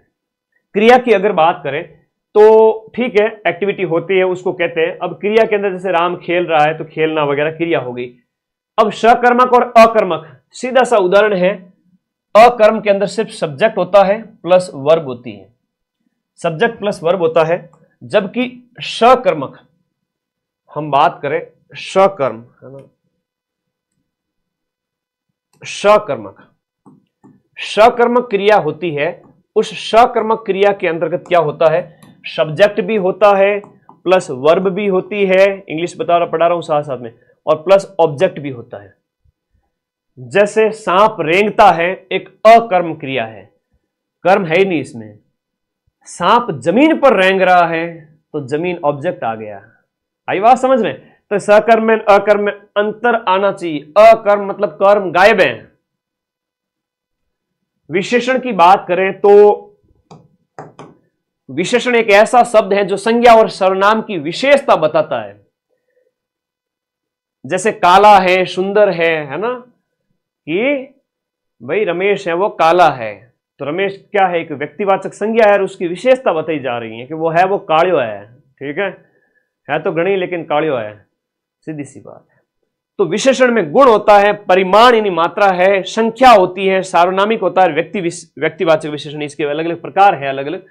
उसके अंदर हम बात करें तो आगे देखिएगा, गुणवाचक विशेषण में जैसे काला है, गोरा है। संख्या में जैसे 10 बच्चे खेल रहे हैं, कितने बच्चे खेल रहे हैं, 10 बच्चे, तो 10 एक विशेषण है संख्या का। परिमाण यानी कि मुझे गेहूं दीजिए, कितने, 1 किलो गेहूं दीजिए, 1 किलो क्या हो गया, विशेषण हो गया। सार्वनामिक, वह व्यक्ति है ना, वह व्यक्ति, तो व्यक्ति की विशेषता हुई वह व्यक्ति, तो इस तरह से विशेषता बताई जाए। तत्सम और तद्भव आपके सिलेबस में, पहले बताओ मजा आया या नहीं आया, ये बताओ। आनंद आ गया ना तो वीडियो को लाइक कर दो, जितने साथी जुड़े हुए बता दो यस सर आनंद आ चुका है। तो अगला प्रश्न ये बना कि तत्सम और तद्भव जो आपके सिलेबस में है और पूछे जाएंगे, सीधा सा है, कुछ भी नहीं करना है, फ्री फोगट के नंबर है, छप गया पेपर के अंदर। अभी मैं अंतर्दृष्टि फेंक के मारूंगा, सारा पेपर दिख जाएगा मुझे, ठीक है ना। सीधा सा प्रश्न है, तत्सम क्या होते हैं, संस्कृत भाषा के वे शब्द जो ज्यों के त्यों इस्तेमाल कर लिए जाए हिंदी में बिना किसी परिवर्तन के। जैसे हम बात करें हस्त, हस्त का मतलब होता है हाथ, हस्ती का मतलब होता है हाथी, तो हाथी तो तद्भव हो गया, तत्सम हस्ती हो गया, हस्त हाथ हो गया, हस्त मतलब तत्सम, तत्सम शब्द हो गया। अरे देखो, उसके साथ अगर बात करें हाथ की बात करें तो तद्भव हो गया, हस्त की बात करें तत्सम हो गया। तद्भव मतलब तत्सम से बनने वाले जो है ना आम बोलचाल के जो शब्द होते हैं वो। फिर आपके सिलेबस में है देशज शब्द भी है, विदेशज शब्द भी है, इसमें क्या टेंशन ले रहे हो। तत्सम तद्भव, जैसे अग्नि का आग हो गया। अग्नि है एक तत्सम शब्द है, संस्कृत का शब्द है, और इसका जो तद्भव यानी आम बोलचाल में तुम अग्नि बोलते हो क्या? ना जी ना।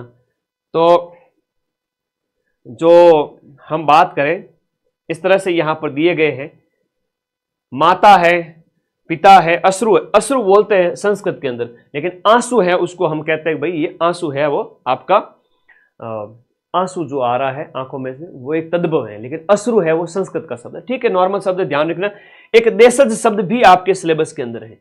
देशज के अंदर जो आपके आम बोलचाल में स्थानीय स्तर पर बोले गए, जैसे कटोरा है, खिड़की, खिचड़ी वगैरह। विदेशज में जैसे आवाज, आईना, ये कई सारे शब्द आ जाते हैं, और शंकर भी है। देशज और विदेशज ही सिलेबस में है, तो ठीक है जी, विदेशज में इनसे भिन्न है वो कर लेना। देशज शब्दों में जैसे लोटा, कटोरा, घोटाला, ये चटपट, चिड़िया, झिलमिल, खुसुर फुसुर, ये आम बोलचाल के अपने देशज शब्द है। संधि, संधि की बात करें, कम से कम नी मामा से तो काणो मामो ही चुको, और ये बहुत बढ़िया मामा, ये काणा भी नहीं है, ये थोड़ा प्यार कम करता है लेकिन खड़ूस मामा है। ये काणा मामा नहीं है, सब कुछ दिख रहा है। गज का मतलब हाथी होता है, हस्ती।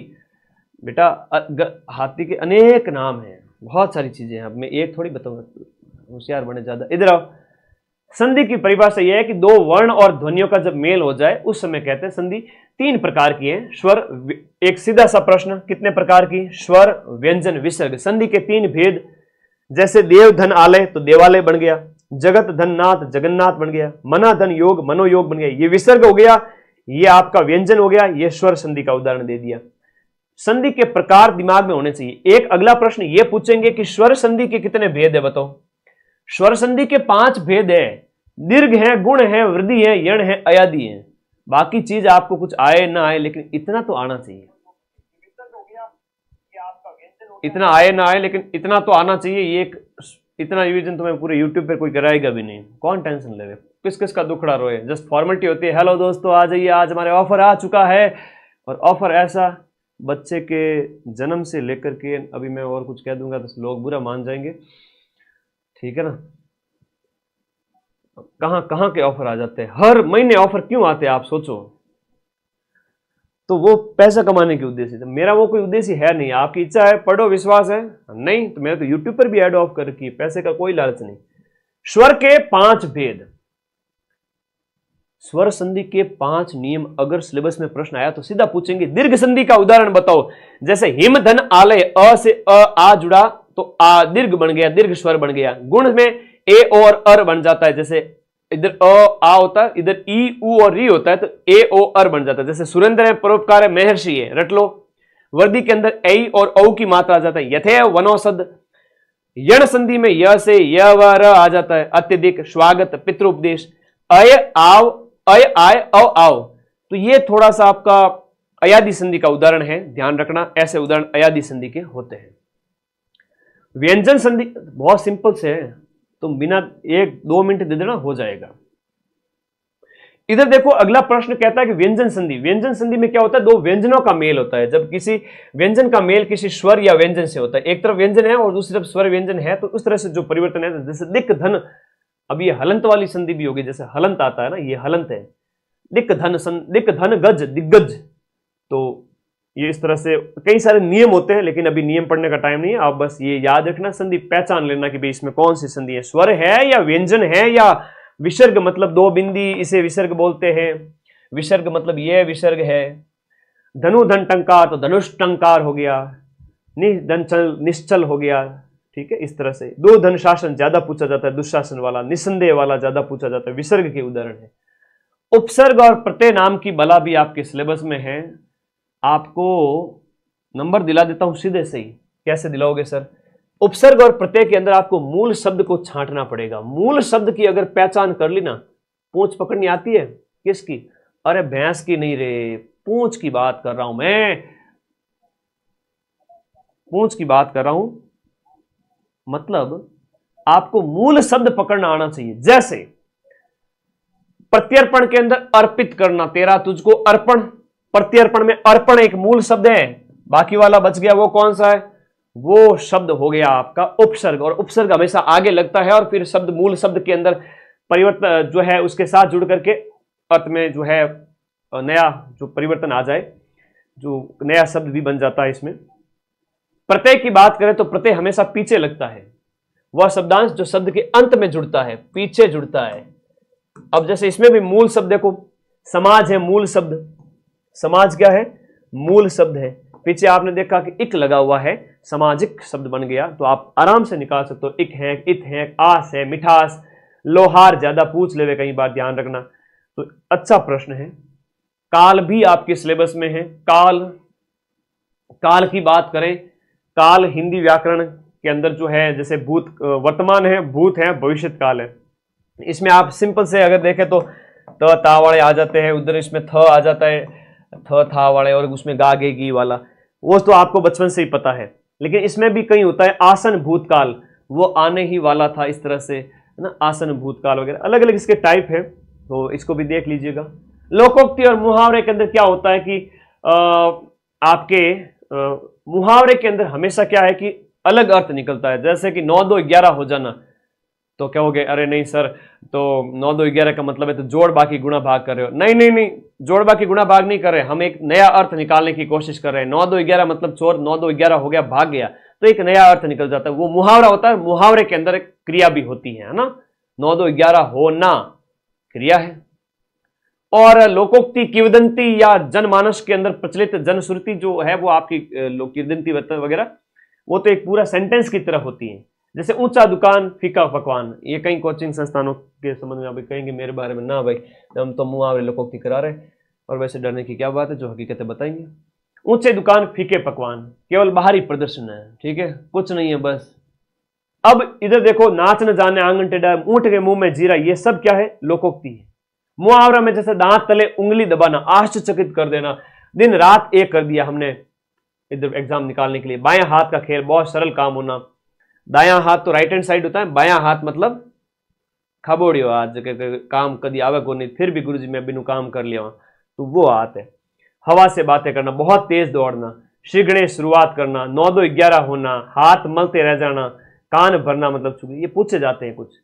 लो जी, राजस्थान कला संस्कृति वगैरह भी देख लेते, थोड़ी हिंदी पूरी करवा दी, और क्या करो, इंग्लिश करूं, रुक जा, हिंदी इंग्लिश करूं बेटा तने। विद इन 1 और 1 घंटे के अंदर अंदर 1.5 लाख बच्चे पढ़ा चुका हूं right now. That is the power of Rajasthan के स्टूडेंट का पावर है ये, मैं तो एक माध्यम हूं खाली। कला संस्कृति के अंदर आ जाओ। आभूषण तुम्हारे सिलेबस में पूछेंगे, देखो क्या पूछते हैं, जैसे रखड़ी है वो सिर पे बैठी हुई है, मेमंद है वो अपने सिर पे बैठा हुआ है। कान की बात करें, कान में टोटी है, एरन हार है, लूंग है, छेलकड़ी है, सुरलियो है, अंगोटियो है, सब कान के। फिर नाक के अंदर आती है तो नथ है, बेसरी है, गुलाक आभूषण थोड़ा ज्यादा पूछते हैं, फिणी है, नथ है, बाली है, वेसरी है, वेसरी है, मणि ठणी के भी पहना हुआ है, ठीक है, याद रखो। दांत का मोस्ट इंपोर्टेंट है, चूप है, रकन है, मेख है, धौस है, मेघ है और धौस है। तो इस प्रकार से गले में तुलसी चंपागली नाम की 2 महिलाएं पड़ गई, और फिर बाजू में गजरा वगैरह। कलाई के अंदर ये जो आपका है इंपॉर्टेंट है वो बता देता हूं, कलाई के अंदर आपका गजरा हो गया है ना, और देख लीजिए कमर के अंदर के वाले सारे ही हैं, कणकती, कंदोरा वगैरह। पैर में टणका है, पायजेब वगैरह हो गया। हाथ की उंगली में दामड़ी है, बहुत इंपॉर्टेंट है ना। पैर की उंगली के अंदर आपके बिछुड़ी है, फोलरी है, पगपान है ना। ओके, आगे देखो, लोक नृत्यों में जो आपके सिलेबस में पूछा जाएगा, लोक नृत्यों में जैसे घूमर है वो आपका राजस्थान का राज्य नृत्य है, राजस्थान का राज्य नृत्य, राजस्थान का राज्य नृत्य हो गया। कच्ची घोड़ी नृत्य कहां किया जाता है, यह प्रश्न पूछेंगे। और कच्ची घोड़ी शेखावटी का। 13 ताली नृत्य कौन करते हैं, रामदेव जी के आराधना में किया जाता है। गुड़ला नृत्य जोधपुर का फेमस है। राजस्थान की आत्मा, राज्य नृत्य और नृत्यों का सिरमौर किसको कहते हैं, प्रश्न आ सकता है। ढोल नृत्य कहां किया जाता है, जालोर में। अग्नि नृत्य बीकानेर में। बम नृत्य मेवात सेक्टर के अंदर किया जाता है। गिंदड़ शेखावटी का फेमस है, बहुत इंपोर्टेंट है, ठीक है। चरी किशनगढ़ का है। फलकूबाई इसकी प्रसिद्ध नृत्यांगना है, पूछ सकते हैं। थेवा कला हस्तकलाओं के अंदर कहां की फेमस है? थेवा कला प्रतापगढ़ की है, मीनाकारी जयपुर की है, तारकसी नाथद्वारा की है, टेराकोटा मोलेला कला जो मिट्टी के बर्तन है वो आपके राजसमंद के। अगला देखो, बादले कहां के? ये थोड़ा ज्यादा पूछा जाता है, बादलों वाला प्रश्न ज्यादा पूछा जाता है। ब्लू पोएट्री जयपुर की कृपाल सिंह शेखावत पूछा जाता है।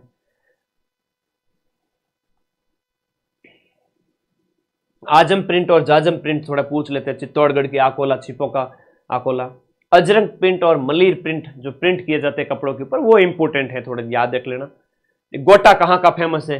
गोटा महिलाओं के जो आभूषण, जो महिलाओं की जो वेशभूषा है उसके ऊपर, ओढ़नी के ऊपर जो कनार लगाई जाती है वो है।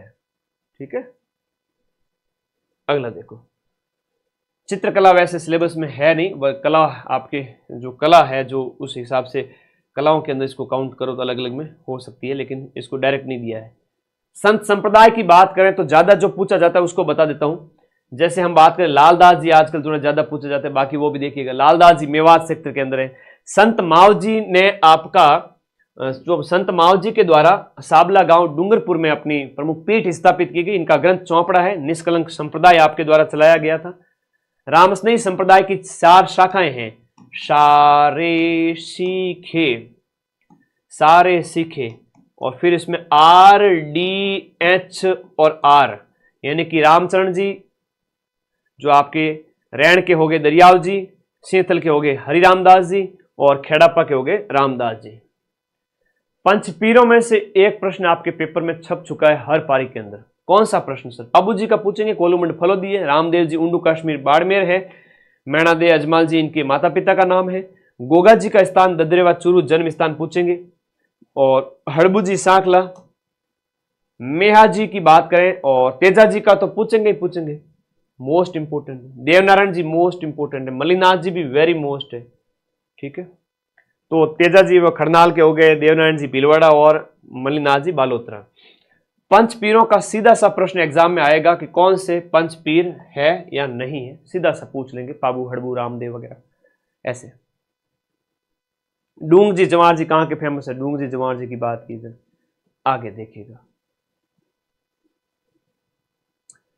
हम बात करें त्योहारों की, तो त्योहारों के अंदर गणगौर कब मनाया जाता है? चैत्र महीने के शुक्ल पक्ष की तीज को, और उसके बाद छोटी तीज और बड़ी तीज का प्रश्न पूछ लेते हैं। अच्छा, इसमें यह पूछ लेते हैं, मोस्ट इंपोर्टेंट है, ध्यान रखिएगा। छोटी तीज है वो आपके जयपुर की फेमस है, बड़ी तीज है वो बूंदी की फेमस है, जैसे कजली तीज, सातुड़ी तीज, उजली तीज, अनेक अनेक नामों से जानते हैं। कृष्ण जन्माष्टमी, भाद्रपद कृष्ण अष्टमी। आगे देखो, नेक्स्ट अगला प्रश्न देखिएगा, बाबरी बीज मारवाड़ का कुंभ कहलाएगा। तेजा दशमी भी इंपोर्टेंट है। सांझी, दशहरा, दशहरा आश्विन शुक्ल दशमी, करवा चौथ, दशहरा, बैणेश्वर मेला माघ पूर्णिमा के अवसर पर बढ़ता है, ये थोड़ा ध्यान रखना। कपिल मुनि की तपोस्थली आपके कोलायत बीकानेर। जनजातीय नृत्यों, नृत्यों के अंदर आता है कई बार, जैसे कि भीलों के नृत्य पूछ लेते हैं, ग्रासियों के पूछ लेते हैं कि वालर है, मांदल है, कूर है, कूद है, लूर है, ये कहां कौन से जगह पे फेमस है, किस स्थान के हैं, किन जनजाति से संबंधित है। चक्री नृत्य किस जनजाति का है? ठीक है, ऐसे पूछ लेते हैं। संकरिया, बागड़िया, इंडोनी, पणिहारी, ये बाईपास जो है वो किसका नृत्य है? बाईपास, शॉर्ट ट्रिक है, बाईपास, बाईपास ऐसे। तो कालबेलियों का है, गुलाबो कालबेलिया नृत्यांगना। कंजर के बात करें, हाड़ौती क्षेत्र के अंदर आपका कंजर जनजाति के जो नृत्य है, और उसके बाद में अलग अलग जनजातियों के बारे में बताया। एक प्रश्न ये भी आता है कि शिमलवाड़ा के अंदर कौन सी जनजाति निवास करती है, तो जैसे यहां पर डूंगरपुर में डामोर हो गए, ग्रासिया आबू के अंदर हो गए, शहर या बारा के अंदर हो गए। इनमें इनका जो मुखिया है वो आपके पूछे गए थे पटवारी के अंदर भी, तो ये ध्यान रखना कि भाई पटेल कंजर हो गया, कथौड़ी नायक है, डामोर वगैरह छोड़ दीजिए, सैलोत पूछ लिया जाता है, पटेल थोड़ा पूछ लिया जाता है। ठीक है, और इनके अलग अलग रीति रिवाज वगैरह है यहां पर दिए गए। राजस्थान का राज्य गीत वगैरह कई व्यक्तियों के संबंधित पूछ ले, कमायचा का जादूगर शक्कर खान मंगनियार है, खड़ताल का सद्दीक खान है, बपंग का जादूगर जहूर खान मेवाती है, राजस्थान का खजुराहो किसको कहते हैं? किराडू के मंदिर को कहते हैं, याद रखिए, किराडू बाड़मेर। राजस्थान का ताज जसवंत थड़ा को कहते हैं। ठीक है, हवेलियों का सीधा सीधा जब प्रश्न पूछते हैं ना, हवेलियों के प्रश्नों में जैसलमेर की सालिम सिंह की हवेली पूछते हैं, पटवा की हवेली सीधा पूछते हैं, वास्तुकला आपके सिलेबस में है, बीकानेर में बच्चावतों की और मूतों की हवेलियां है। उसके अलावा हम बात करें, एक थंबिया महल है तो डूंगरपुर के अंदर है, उम्मेद भवन पैलेस जोधपुर के अंदर है, बागोर हवेली कहां पर है, आपका उदयपुर के अंदर है। छतरियों के अंदर गैटोर की छतरियां जयपुर के राजाओं की है, कागा है जोधपुर के राजाओं की है, बड़ा बाग या बरबाग जैसलमेर के राजाओं की है। प्रमुख दुर्ग है वो आपके सिलेबस में, मान के चलिए 1 से 2 प्रश्न आपके पेपर में छप चुके हैं। क्या पूछेंगे सर? दुर्ग के संबंध में ये पूछेंगे कि भाई आपका जो चित्तौड़ का किला है वो आपका यहां पर इसमें कौन सा स्थान स्थित है वगैरह, ये ऐसा पूछ लेवे। या राजस्थान का गौरव या दुर्गों का जो सिरमौर है वो किसको कहते हैं? गढ़ तो चित्तौड़, बाकी सब गढ़िया चित्तौड़ हो गया। राजस्थान का पहला जल दुर्ग हम कहें तो काली सिंध और आहू नदी के किनारे है वो आपका गागरोन का किला है। कुंभलगढ़ की दुर्ग के बारे में पूछ लेवे, जब मामादेव कुंड वगैरह कहां पर है ये पूछ लेवे। मेवाड़ के महाराणाओं की संकटकालीन राजधानी है वो आपकी कौन सी को कहा जाता है? बख्तरबंद दुर्ग किस दुर्ग को कहा जाता है? यही प्रश्न आने हैं, कुछ भी हो जाए। जैसलमेर वाले किले को सोना किला कहते हैं, गोल्डन फोर्ट कहते हैं, जिसमें 99 बुर्ज है ना। और इसके अलावा जो आपका मयूर ध्वजगढ़ या गढ़ चिंतामणि किसका नाम है? मेहरानगढ़ का किला। कल सुबह जाके देखोगे पेपर में यही प्रश्न दिखेंगे आपको, यही दिखने पड़ेंगे। आगे देखो, आपने पीडीएफ भेजी नहीं, क्या करूं मैं इन भोले बच्चों का। बेटा तारे घर आन पीडीएफ पहुंचा जाऊं, अब रात को आऊं मैं खाना वाना खाए, ठीक है, और तो क्या करूं। ठीक है, ये टेलीग्राम है, टेलीग्राम में जाने का, और टेलीग्राम में जाने के बाद ऐसे स्क्रॉल करो, ये पीडीएफ पड़ी है, इतनी पीडीएफ पड़ी है, आज सुबह सारी डाल दी, दिख रही? हाँ, माइंड मैप का टेलीग्राम है जहां पर 4,60,000 बच्चे जुड़े हुए, और वो भी 1 साल में आप लोगों ने इतना प्यार दिया है कि क्या कहूं मैं। ग्रुप का लिंक कहां मिलेगा? इस वीडियो के नीचे पिन किया हुआ ब्लू कलर का। इतनी छोटी छोटी चीजें नहीं आती घर में। 5 साल का जो छोटा बच्चा है ना, उसको बुलाओ, फटाक से टेलीग्राम। और आपके घर में तो आपसे ज्यादा जो फैन है वो आपके छोटे छोटे जो बच्चे हैं ना, वो मेरे फैन हैं। कई बार आप ऐसे वीडियो भेजते हो, मदन चर ऐसे कहते हुए, बड़ा अच्छा लगता है। छोटे बच्चों के दिलों पे भी राज करता हूं मैं। वाह भाई वाह, बढ़िया। जूनागढ़ बीकानेर में है, भटनेर या उत्तरी सीमा का प्रहरी है, ध्यान रखना। 52 बुर्ज है इसके अंदर, थोड़ा सा इंपोर्टेंट बता रहा हूं। तो गढ़ बीटली किसको कहते हैं? या जिब्राल्टर इसे पूर्व का कहते हैं अजमेर वाले को। अकबर की मैगजीन अजमेर में है। जालोर वाले किले को कहते हैं आपका सुवर्णगिरी। स्वर्णगिरी है तो जैसलमेर वाला हो गया। किलों में से एक प्रश्न आना पड़ेगा और यहीं से आएगा। भैंसरोडगढ़ का किला जिसे राजस्थान का वेलोर कहते हैं, टॉड ने कहा मुझे ये मिल जाए तो मजा आ जाए। ठीक है, मेवाड़ का मुकुटमणि सज्जनगढ़ को कहते हैं, है ना। ये थोड़े इंपोर्टेंट याद रखो। आपदा प्रबंधन कल्चर हो जाती है कंप्लीट। आपदा प्रबंधन छोटा सा पार्ट दिया है, ध्यान रखिएगा थोड़ा सा। सभी को आशीर्वाद, हो जाएगा सिलेक्शन। बस अपने इस चैनल को सब्सक्राइब करके जुड़े रहिए, हमेशा आपके साथ खड़ा रहूंगा। अभी तो रिजल्ट आएगा, नौकरी लेनी है, तैयारी करो ज्वाइन करने की। हो गया सिलेक्शन, मान के चलो। आज बढ़िया नींद लेके सोना और बढ़िया भगवान का नाम लेके कल पेपर देके आना। आपदा प्रबंधन में एक प्रश्न सीधा सा पूछेंगे, निम्न में से कौन सा आपका अगर पूछा तो प्राकृतिक आपदा है, मानवीय आपदा। प्रकृति के द्वारा जो घटित हो रही है, जितने भी सुनामी, बाढ़, भूकंप वगैरह, ज्वालामुखी, सब प्रकृति के। उसके अलावा जितनी भी है वो मनुष्य के लक्षणों की वजह से वो मानवीय आपदा है। जिला स्तर पर आपदा जो प्रबंधन का अधिकारी कौन सा है, पेपर में छप गया है, आपका जिला कलेक्टर होता है। अगर पूछेंगे तो यही पूछेंगे। राज्य स्तर पर जो एसडीएम है, स्टेट डिजास्टर मैनेजमेंट अथॉरिटी होती है, उसका हेड ये होता है। और डिस्ट्रिक्ट स्तर पर डीडीएमए होता है, डिस्ट्रिक्ट डिजास्टर मैनेजमेंट अथॉरिटी का हेड कलेक्टर होता है। राज्य में मुख्यमंत्री होता है। नेशनल डिजास्टर मैनेजमेंट अथॉरिटी हम बात करें, इसका गठन जो है NDMA, national disaster management authority, उसका जो हेड है वो प्रधानमंत्री होते हैं, ध्यान रखना। राज्य आपदा प्रबंधन प्राधिकरण के अंदर अध्यक्ष सहित टोटल 9 सदस्य और अध्यक्ष मुख्यमंत्री। आपदा प्रबंधन अधिनियम जो है राजस्थान के अंदर 2007 में लागू होता है। जिला आपदा प्रबंधन समिति के 8 सदस्य होते हैं। और इसका हेड है वो कलेक्टर होता है। राजस्थान रुको, पॉलिटी, इंडियन पॉलिटी है ना, आज रुको रुको रुको रुको, इंडियन पॉलिटी स्टार्ट हो रही है, सब्र करो थोड़ा, मजा आ जाएगा शानदार वाला। इंडिया पॉलिटी में से सीधे सीधे क्वेश्चन यहां से देखने को मिलेंगे, आप देखें तो सही इस चीज को।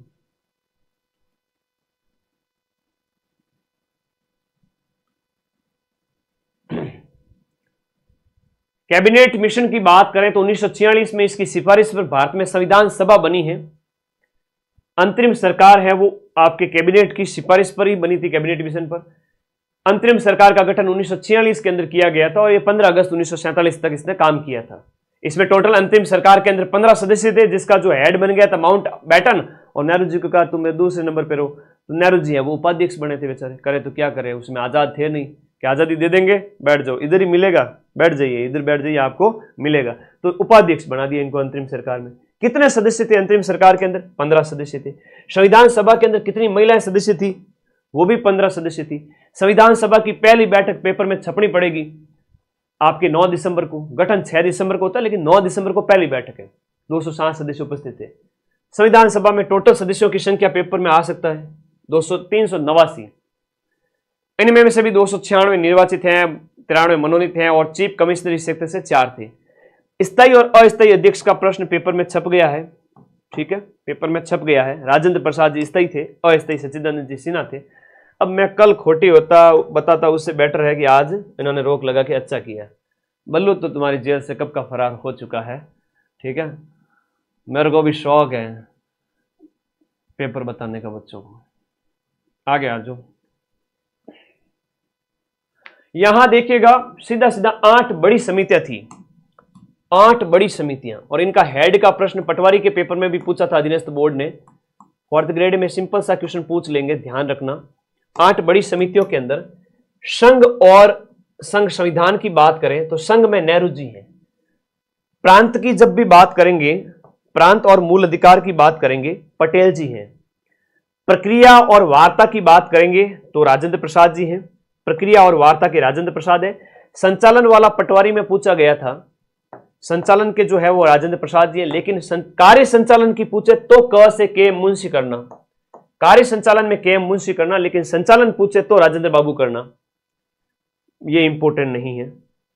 झंडा समिति के भी राजेंद्र बाबू है, तो राजेंद्र प्रसाद जी इन तीनों के हेड है।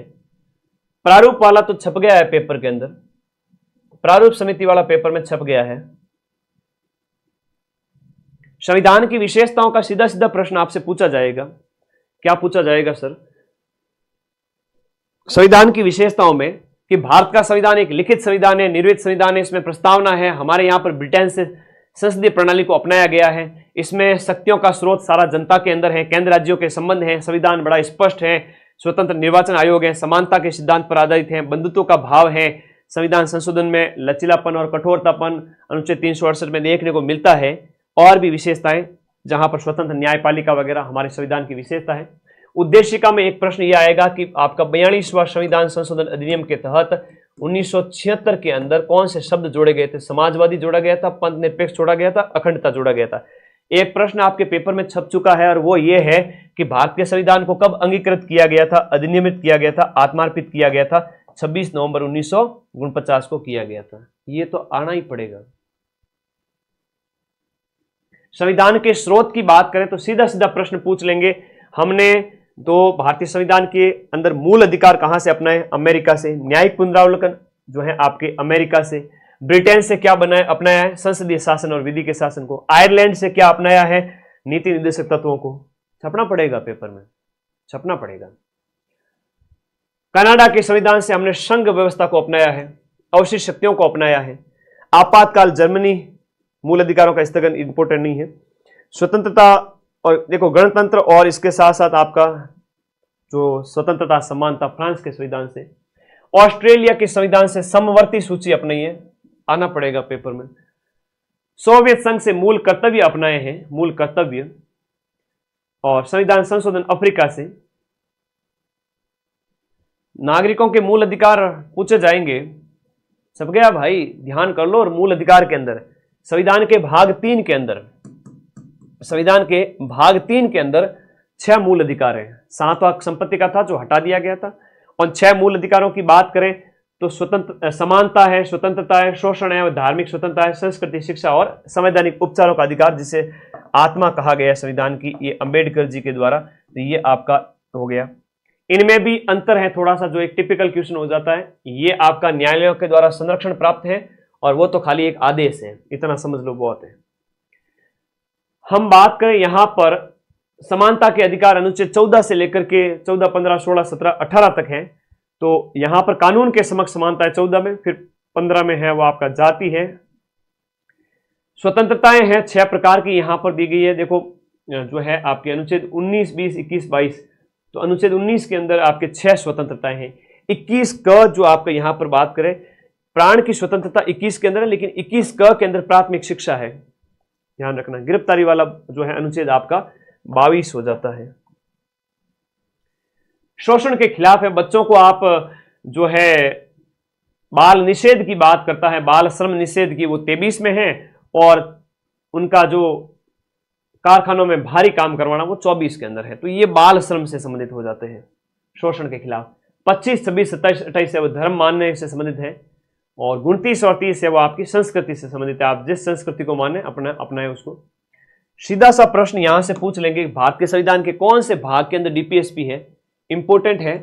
भाग 4 के अंदर अनुच्छेद 36 से 51 तक नीति निर्देशक तत्व है। इनमें सीधा सा एक प्रश्न बनता है, यहां पर गांधी जी से संबंधित बात किसमें कही गई है?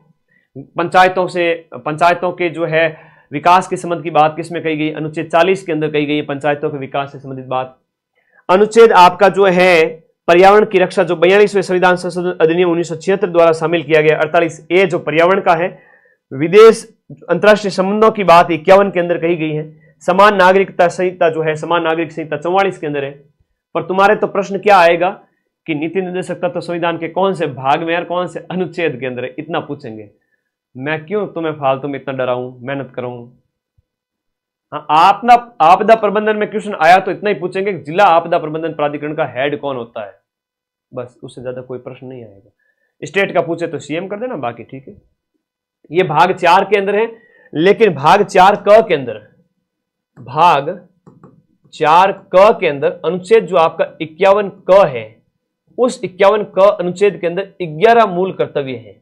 10 तो पहले थे और इसे 86वां संविधान संशोधन अधिनियम आपका 2002 के द्वारा जोड़ा गया, जिसमें बच्चों के निःशुल्क शिक्षा की बात कही गई है 6 से 14 वर्ष के बच्चों को। मूल कर्तव्य, नीति निर्देशक तत्व, और इसके साथ साथ तुम्हें पढ़ा दिए मौलिक अधिकार। अब इससे बाहर तो प्रश्न क्या ही जाएगा। एक अगर पूछ भी लेवे तो सीधा सा प्रश्न ये पूछ लेंगे संविधान की अनुसूचियों से संबंधित। जैसे 10वीं अनुसूची दल बदल की है, 11वीं और 12वीं। 11वीं ग्राम पंचायतों से संबंधित है और 12वीं नगर निकायों से संबंधित है। 7वीं अनुसूची थोड़ी सुर्खियों में ज्यादा ही रहती है, मोस्ट है। और 7वीं अनुसूची की अगर हम बात करें तो ये क्या है कि आपके विषयों का बंटवारा है केंद्र राज्य के अंदर, ध्यान रख लेना। इधर आपके वही मूल अधिकार के बारे में बताया गया है इसमें, फिर आपका नीति निर्देशक तत्व है, फिर मौलिक कर्तव्य वगैरह है। तो ये अलग अलग भाग हैं संविधान के। एक सामान्य से मोस्ट प्रश्न यहां से बनते हैं, जो आपको अभी बोर्ड पे तो नहीं दिखेंगे, लेकिन जैसे मैं पीडीएफ अपलोड करूंगा दिख जाएंगे कि संविधान सभा का गठन कब हुआ था, टोटल सदस्य 389 थे, पहली बैठक कब हुई थी, अस्थायी अध्यक्ष कौन थे, स्थायी अध्यक्ष कौन थे, ये आप पढ़ लेना। अंतिम बैठक 24 जनवरी 1950 को होती है। लागू कब हुआ, अंगीकृत अधिनियमित कब हुआ, ये अच्छे प्रश्न बनते हैं। संविधान का फादर किसे कहते हैं, ये सीधा सा प्रश्न पेपर में छप गया है। ठीक है, आगे आ जाओ। राजस्थान पॉलिटी की बात करेंगे। इधर आ जाइए। अब इंग्लिश, मैथ कुछ और राजस्थान पॉलिटी भी बाकी। राजस्थान पॉलिटी एकदम शॉर्ट में बता देता हूं और बाकी आप लोग एडिंग देखना थोड़ा, ठीक है। सभी पारियों में इसमें से सारे प्रश्न एज इट इज मिलेंगे हर एक पारी के अंदर। राजस्थान पॉलिटी के अंदर बात करें, राज्यपाल पद का उल्लेख अनुच्छेद 153 के अंदर है और 1 नवंबर 7वां संविधान संशोधन अधिनियम 1956 के तहत ये 1 से अधिक राज्यों का राज्यपाल हो सकता है, ये बात भी कही गई है। बाकी वाले अनुच्छेद छोड़ दीजिए। राजस्थान के अंदर राष्ट्रपति शासन मोस्ट इंपोर्टेंट है। 67, 77, 80 और 92 4 याद कर लेना, छप गया है पेपर के अंदर। वर्तमान राज्यपाल याद कर लेना, पहले राज्यपाल पेपर में छप गया है, याद कर लेना। आपके गुरुमुख निहाल सिंह, और उसके बाद में आपका सर्वाधिक कार्यकाल वगैरह ये सब बताया गया है। पहली विधानसभा के अध्यक्ष है वो स्पीकर नरोत्तम लाल जोशी थे। वर्तमान में कौन है? आपके वासुदेव देवनानी। पहले निर्वाचित है तो निर्वाचित है वो आपके टीकाराम जी पालीवाल है। मनोनीत पूछे तो हीरालाल जी शास्त्री करना। अब यहां पर विधानसभा अध्यक्ष वगैरह बताए गए हैं। मंत्रिपरिषद का जो मुख्यमंत्री और मंत्रिपरिषद का उल्लेख है वह अनुच्छेद 163 के अंदर, बाकी छोड़ दीजिए। ये अनुच्छेद है वो आपको याद करने की आवश्यकता नहीं है, ये आपकी आगामी परीक्षाओं में कभी जरूरत पड़ी तो काम आएंगे। अनुच्छेद छोड़ देना, पढ़ना नहीं है। हाईकोर्ट 214 के अंदर आपके हाईकोर्ट, राजस्थान हाईकोर्ट के जज वर्तमान में चीफ जस्टिस कौन है? पिछला पूछे तो मनेंद्र मोहन श्रीवास्तव, और वर्तमान में पूछे तो के.आर. श्रीराम है, वो आपके चीफ जस्टिस हैं ऑफ राजस्थान हाईकोर्ट है। आगे देखिएगा, इन अनुच्छेदों को आप छोड़ दीजिएगा। प्रथम मुख्यमंत्री यहां पर दिया गया, प्रथम कार्यकाल मुख्यमंत्री का हीरालाल शास्त्री, और सर्वाधिक कार्यकाल मोहनलाल जी सुकाड़िया का है। ठीक है। पहली महिला मुख्यमंत्री वसुंधरा राजे है, इंपोर्टेंट है, और अल्पसंख्यक मुख्यमंत्री बरकतुल्ला खान है। राजस्थान के सचिवालय आपके सिलेबस में दिया गया है, तो राजस्थान का जो सचिवालय की अगर हम बात करें तो राजस्थान के मुख्य सचिव पहले हैं वो आपके के राधाकृष्णन थे, और वर्तमान सचिव है वो सुधांशु पंत है। ठीक है, ध्यान रखिएगा। पहली महिला मुख्य सचिव है कुशल सिंह है, ध्यान रख लेना। वर्तमान सुधांशु पंत है, तो वो आपके पेपर में छप चुका है, छप गया है। ठीक है। बाकी जिला प्रशासन के संबंधित प्रश्न थोड़े दिए गए हैं। आरटीआई सूचना का अधिकार अधिनियम आपके सिलेबस में है। हाँ, अजमेर में आने वाले बच्चे मिल सकते हैं। मैं कोशिश करूंगा कि आप लोगों से मिलूं। आज थोड़ी रेस्ट करूंगा, तबीयत वगैरह ज़्यादा खराब हो जाएगी अगर मैंने रेस्ट नहीं की तो। आज वैसे भी अपना मिशन कंप्लीट हो चुका है, तुम लोग तो अपना ध्यान रखना मेरे, और देखता हूं कल आप लोग अलग अलग स्कूलों में, हालांकि मुझे नहीं जाना चाहिए वैसे वहाँ, लेकिन कोई सार्वजनिक स्थान हुआ तो मैं जरूर इन्फॉर्म करूंगा आपको। ठीक है। सूचना आयोग की बात करें तो आरटीआई 2005 के अध्याय 4 की धारा 5 के तहत इसका गठन होता है। सूचना आयोग का गठन 2006 के अंदर है, और वर्तमान में जो मुख्य सूचना आयुक्त है वो एम.एल. लाठर है। एम.डी. कोरानी पहले थे, सबसे प्रथम वाले एम.डी. कोरानी, वर्तमान एम.एल. लाठर। और बाकी ये इंडिया पॉलिटी के भी कुछ नोट्स मैंने दिए हैं साथ में, इनको आप अच्छे से पढ़ लेना, वो मैंने करवा दिए हैं। तो इसी में से एक प्रश्न आना पड़ेगा। ठीक है, ये मैंने करवा दिए। इंडिया पॉलिटी वगैरह सब कुछ हो चुका है, इनको आप एक नजर मार देना। बाकी अनुच्छेद वगैरह ज्यादा मेहनत मत करना, अनुच्छेद मत रटना बैठ जाना। ठीक है। अब इसको समापन की ओर चलते हैं, लेकिन एक सब्जेक्ट अपना इंपोर्टेंट बाकी रह गया है, जो सचिवालय वगैरह, ये थोड़े ध्यान रखना। शासन सचिवालय की स्थापना कब हुई? 1949 वगैरह। मुख्य सचिव की नियुक्ति किसके द्वारा की जाती है? मुख्यमंत्री के द्वारा की जाती है, ध्यान रखना इसका। ठीक है। और बाकी जिला प्रशासन है जो आपका, उसका हेड है डिस्ट्रिक्ट मजिस्ट्रेट। ठीक, जिलों को उपखंड में बांटा गया है। ठीक है, चलो ये देख लेना, ये पूरी पीडीएफ भेजूंगा मैं, आगे देखिएगा। ये जिला प्रशासन वगैरह, इनकी मेन हेडिंग देख लेना। अभी एक एग्जाम में प्रश्न पूछा गया था, ये पूछा गया था, अभी एक पेपर हुआ था, उसमें एक प्रश्न पूछा गया था कि आरएससी का फुल फॉर्म क्या है। आई थिंक पटवारी वाला ही पेपर था। राजस्थान पुलिस की एक अर्ध सैनिक शाखा है आरएससी, जो रिजर्व रहती है। तो राजस्थान सशस्त्र कांस्टेबलरी, राजस्थान सशस्त्र कांस्टेबलरी, ये फुल फॉर्म पूछा गया था, मोस्ट है, अभी पूछा गया था, फुल फॉर्म पूछा गया था। तो पुलिस प्रशासन, जिला प्रशासन, ये सब आपके सिलेबस में, इनको भी आप एक बार जरूर देखना। जनरल इंग्लिश और गणित, बस 10 मिनट और लूंगा आपका। ठीक है, सिर्फ 10 मिनट और, कुछ भी नहीं है। इंग्लिश की बात करें, टेंस आपके सिलेबस में है, एक्टिव पैसिव आपके सिलेबस में है। सिंपल प्रेजेंट टेंस जब आए तो सब्जेक्ट के साथ में वर्ब की फर्स्ट फॉर्म आती है, पास्ट टेंस आए तो वर्ब की सेकंड फॉर्म आती है, इतना ध्यान रख लेना। सिंपल प्रेजेंट टेंस की अगर बात करें तो अगर आदमी लखनऊ का लाडा अगर अकेला है, जो सिंगुलर है, तो एस आएगा। अगर लखनऊ का लाडा बहुवचन है, उसमें आई आता है, यू भी आता है, ठीक है ना, तो बहुवचन के साथ सिर्फ वर्ब की फर्स्ट फॉर्म आती है, एस नहीं आती है। इधर वर्ब की सेकंड फॉर्म होगी पास्ट में, और फ्यूचर है तो विल सेल के साथ वर्ब की फर्स्ट फॉर्म। सिंपल सी बात है। कंटिन्यूअस है तो इज जा रहा है मैं तो प्रेजेंट टेंस की बात हो रही है, वाज वर है तो पास्ट टेंस ही, हैज है वो परफेक्ट के अंदर आता है और पास्ट में हैड आ जाता है परफेक्ट के अंदर। बहुत सिंपल सा टेंस है, बहुत सिंपल सा। तो यह क्या होता है कि द सन हैज सेट, सूर्यास्त हो चुका है। Ali is riding a bicycle, वो साइकिल चला रहा है। और I always speak the truth, मैं हमेशा सत्य बोलता हूं। ऑलवेज है ये थोड़ी पहचान है प्रेजेंट सिंपल टेंस की, तो माथा फोड़ी की बात नहीं है, बहुत इंपॉर्टेंट है, सिंपल सी बात है।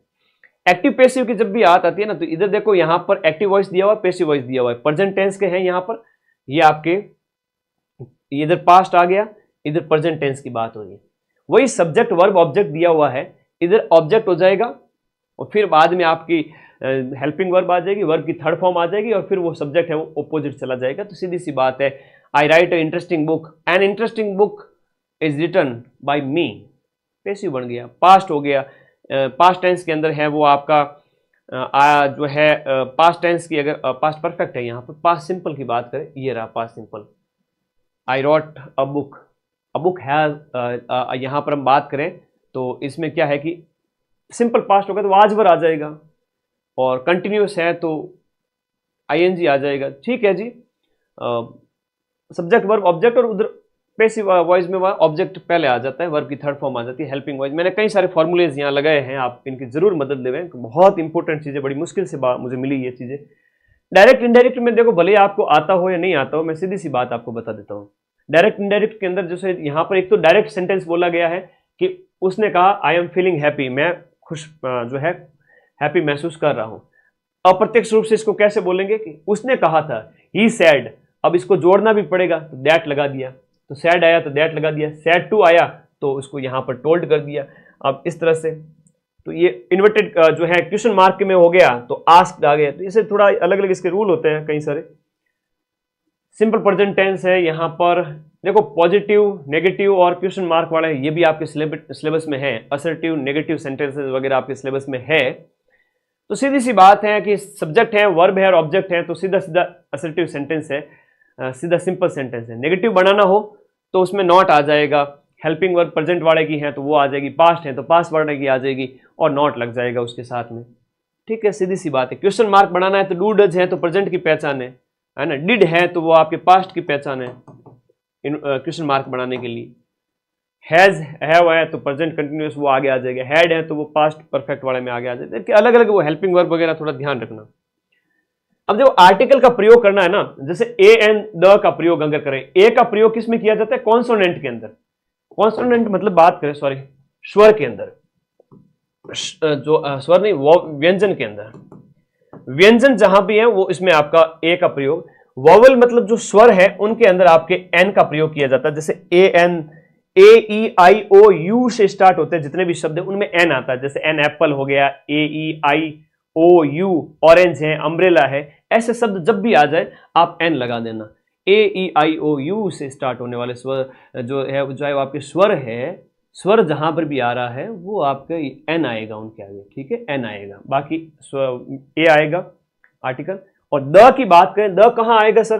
देखो द में सुपरलेटिव डिग्री है ना, the best, supreme degree, the tallest, सबसे लंबा, यूनिक है। जैसे द सन, द सन का मतलब हुआ संसार में सिर्फ एक ही सूर्य है, तो द सन। और जो है आपके म्यूजिकल इंस्ट्रूमेंट्स हैं, जैसे गिटार है तो द गिटार है, द वायलिन है, ऐसे इस तरह से।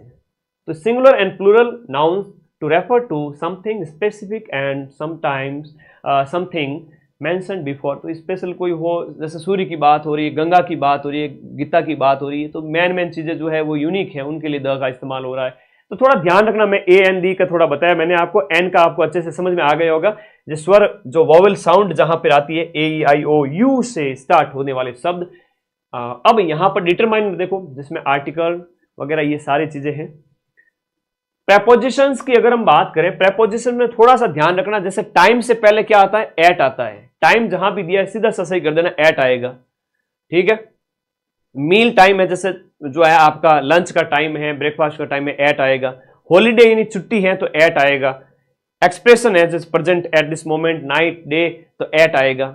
मंथ, महीनों से पहले इन आता है, सीजन से पहले इन है, ईयर के पहले इन है, दशक से पहले इन है, शताब्दी से पहले इन है, दिवस से पहले ऑन ट्यूसडे, ऐसे। डेट से पहले ऑन आता है, डेट से पहले ऑन आता है लेकिन टाइम से पहले एट आता है। ये आपके पेपर में छप गया है, ध्यान रख लेना। जो आपके ये भी सिलेबस में है आपका पंक्चुअल जो है आपका ये जो मार्क्स है जो आपके हिंदी में जिसको कहते हैं ना, जो चिन्ह लगाते हैं जहां पर, जैसे फुल स्टॉप हो गया, क्वेश्चन मार्क है, कोमा है, जैसे इन्वर्टेड कोमा है जो कथन के अंदर आती है, तो ऐसे मैथ्स लास्ट एंड फाइनल। वही जो सामान्य प्रश्न जो थे आप कर सकते हैं। अगर किसी ने अभी तक गणित नहीं किए हैं तो मेरे इस 10 मिनट के लास्ट के भाग को देख के कम से कम 5 क्वेश्चन तो कर ही सकता है। इधर देखो, और बाकी अच्छी आती है तो और अच्छा कर लेगा। एक सीधा सा प्रश्न कह रहा है कि एक अलमारी 10,000 में खरीदी गई और 13,500 में बेची गई, तो हानि प्रतिशत कितना है? तो लाभ हानि या लाभ क्या हुआ है? तो लाभ हुआ है कि 10,000 में खरीद करके 13,000 में बेच दिया, तो लाभ परसेंट हुआ है। तो लाभ को आप ऊपर रखोगे, जो कि आपका कितना हो गया? लाभ को हो गया 3,500 का है, क्योंकि 10,000 में खरीद करके 13,500 में बेचा है, तो लाभ ऊपर रखा, और ये आपका हो गया क्रय मूल्य गुणा 100 कर दिया, परसेंटेज आ गया। जब भी प्रतिशत निकाला जाता है 100 से गुणा किया जाता है। इधर देखो, आगे देखो, एक कक्षा में 5 लड़कों का औसत है वो आपका कितना है? 40 है। तो राशियों का योग बटा राशियों की संख्या, 5 गुणा 40 कर लिया, दोनों और 7 लड़कियों का औसत 52 है, तो इन दोनों को गुणा कर लिया, जोड़ दिया और 12 का भाग दे दिया, आ गया औसत। ये लास्ट में गणित के थोड़े प्रश्न हैं, इनका आप जरूर अभ्यास करना। मैंने सारी व्याख्याएं मंगवा करके टीचर से लगवा दी है यहाँ पे, ताकि आप लोग लास्ट में अच्छे से अभ्यास करिए। तो सिंपल व्याख्या है, आपको आराम से समझ में आ जाएगी। ठीक है, फिर भी चलिए 5 मिनट थोड़ा डिस्कशन कर ही लेते हैं। किसी व्यक्ति ने 2 वस्तुओं को क्रमशः 10% लाभ और 10% हानि पर बेचा है। जब भी इस तरह का हो जिसमें क्या हो, जब लाभ और हानि है वो आपका समान हो, उस समय हमेशा लॉस होता है। ठीक है, तो लाभ का परसेंट 110/100 गुणा हानि का प्रतिशत लिख दिया सामने 90/100, तो 99, तो 1% हानि हो जाती है यहां पर। अब देखो 450 का 20% है, प्लस उसमें 160 का 40% है। अब इनमें क्या किया है कि दोनों को यहां पर का है, जो का मतलब गुणा लग जाएगा, का मतलब गुणा होता है। तो 450 का 20 है, तो 20 करके बट्टे में 100 कर दिया, तो ये सीधी सी गणना से आंसर निकल गया है। ठीक है, 100 से गुणा करते हैं कब? जब प्रतिशत निकाला जाता है। भिन्न में अगर बदलना है, यहां पर कह रहा है प्रतिशत को अगर भिन्न में बदलना है तो 100 का भाग देते हैं, इसीलिए 100 का यहां पर भाग दिया गया है। ठीक है, और परसेंटेज अगर निकालना होता तो किससे गुणा करते? 100 से करते। एलसीएम अगर 60 है और 2 संख्याओं का एचसीएफ है वो आपका 10 है, तो उसमें से पहली संख्या अगर 60 है, 20 है, तो जो एलसीएम है वो आपकी जो है एलसीएम और एचसीएफ बताया गया है कि कितनी है। तो देखो 60 तो एलसीएम है, तो देखो पहली गुणा दूसरी और एलसीएम एचसीएफ, इस तरह से ये फॉर्मूला रहता है, इसको आप रखोगे तो 30 आंसर आ जाएगा। 1000 रुपए पर 3 साल के लिए साधारण ब्याज का जो है वो परसेंटेज कितना, साधारण ब्याज कितना होगा? तो ये फॉर्मूला लगाओगे मूलधन दर और समय का, और बटे 100 करोगे तो आपका ब्याज आ जाएगा। श्याम किसी काम को 20 दिन में करता है और राम उसी काम को 30 दिन में करता है, तो a इंटू बी बटा 1 प्लस बी, 20 इंटू 30 बटा 20 प्लस 30, तो 12 दिन आ गया। पिता अपने पुत्र की आयु से 3 गुना बड़ा है, और यदि पुत्र की आयु 12 वर्ष है और पिता की आयु 3 गुना है, यानी कि 36 वर्ष है, तो 5 साल बाद कितनी होगी? तो 36 में 5 जोड़ दो। आकाश से 120 किलोमीटर की दूरी पार करने के लिए कितने घंटों का समय लगेगा आकाश को, यदि उसकी चाल 10 किलोमीटर प्रति घंटे है? तो समय निकालना है तो दूरी बटा चाल कर लो, 120 में 10 का भाग दे दो तो आ जाएगा 12 घंटे। ए का वेतन बी के वेतन से 25% अधिक है, तो ये फॉर्मूलेज आप लोग थोड़ा आराम से, मैंने सारी व्याख्या लिख दी है सबसे लास्ट में, अच्छे से इनका अच्छे अभ्यास करना। ये सिंपल क्वेश्चन है, वो गलत मत करना। और नया बैच अपन स्टार्ट कर ही रहे हैं, कब? 21 तारीख से। सभी बच्चे ज्वाइन कर लेना, 21 तारीख को आप सभी का स्वागत है। गणित वाले प्रश्न तो मैं कॉन्फिडेंट करने के लिए मैं लास्ट में ऐड कर रहा हूं। ठीक है, ओके।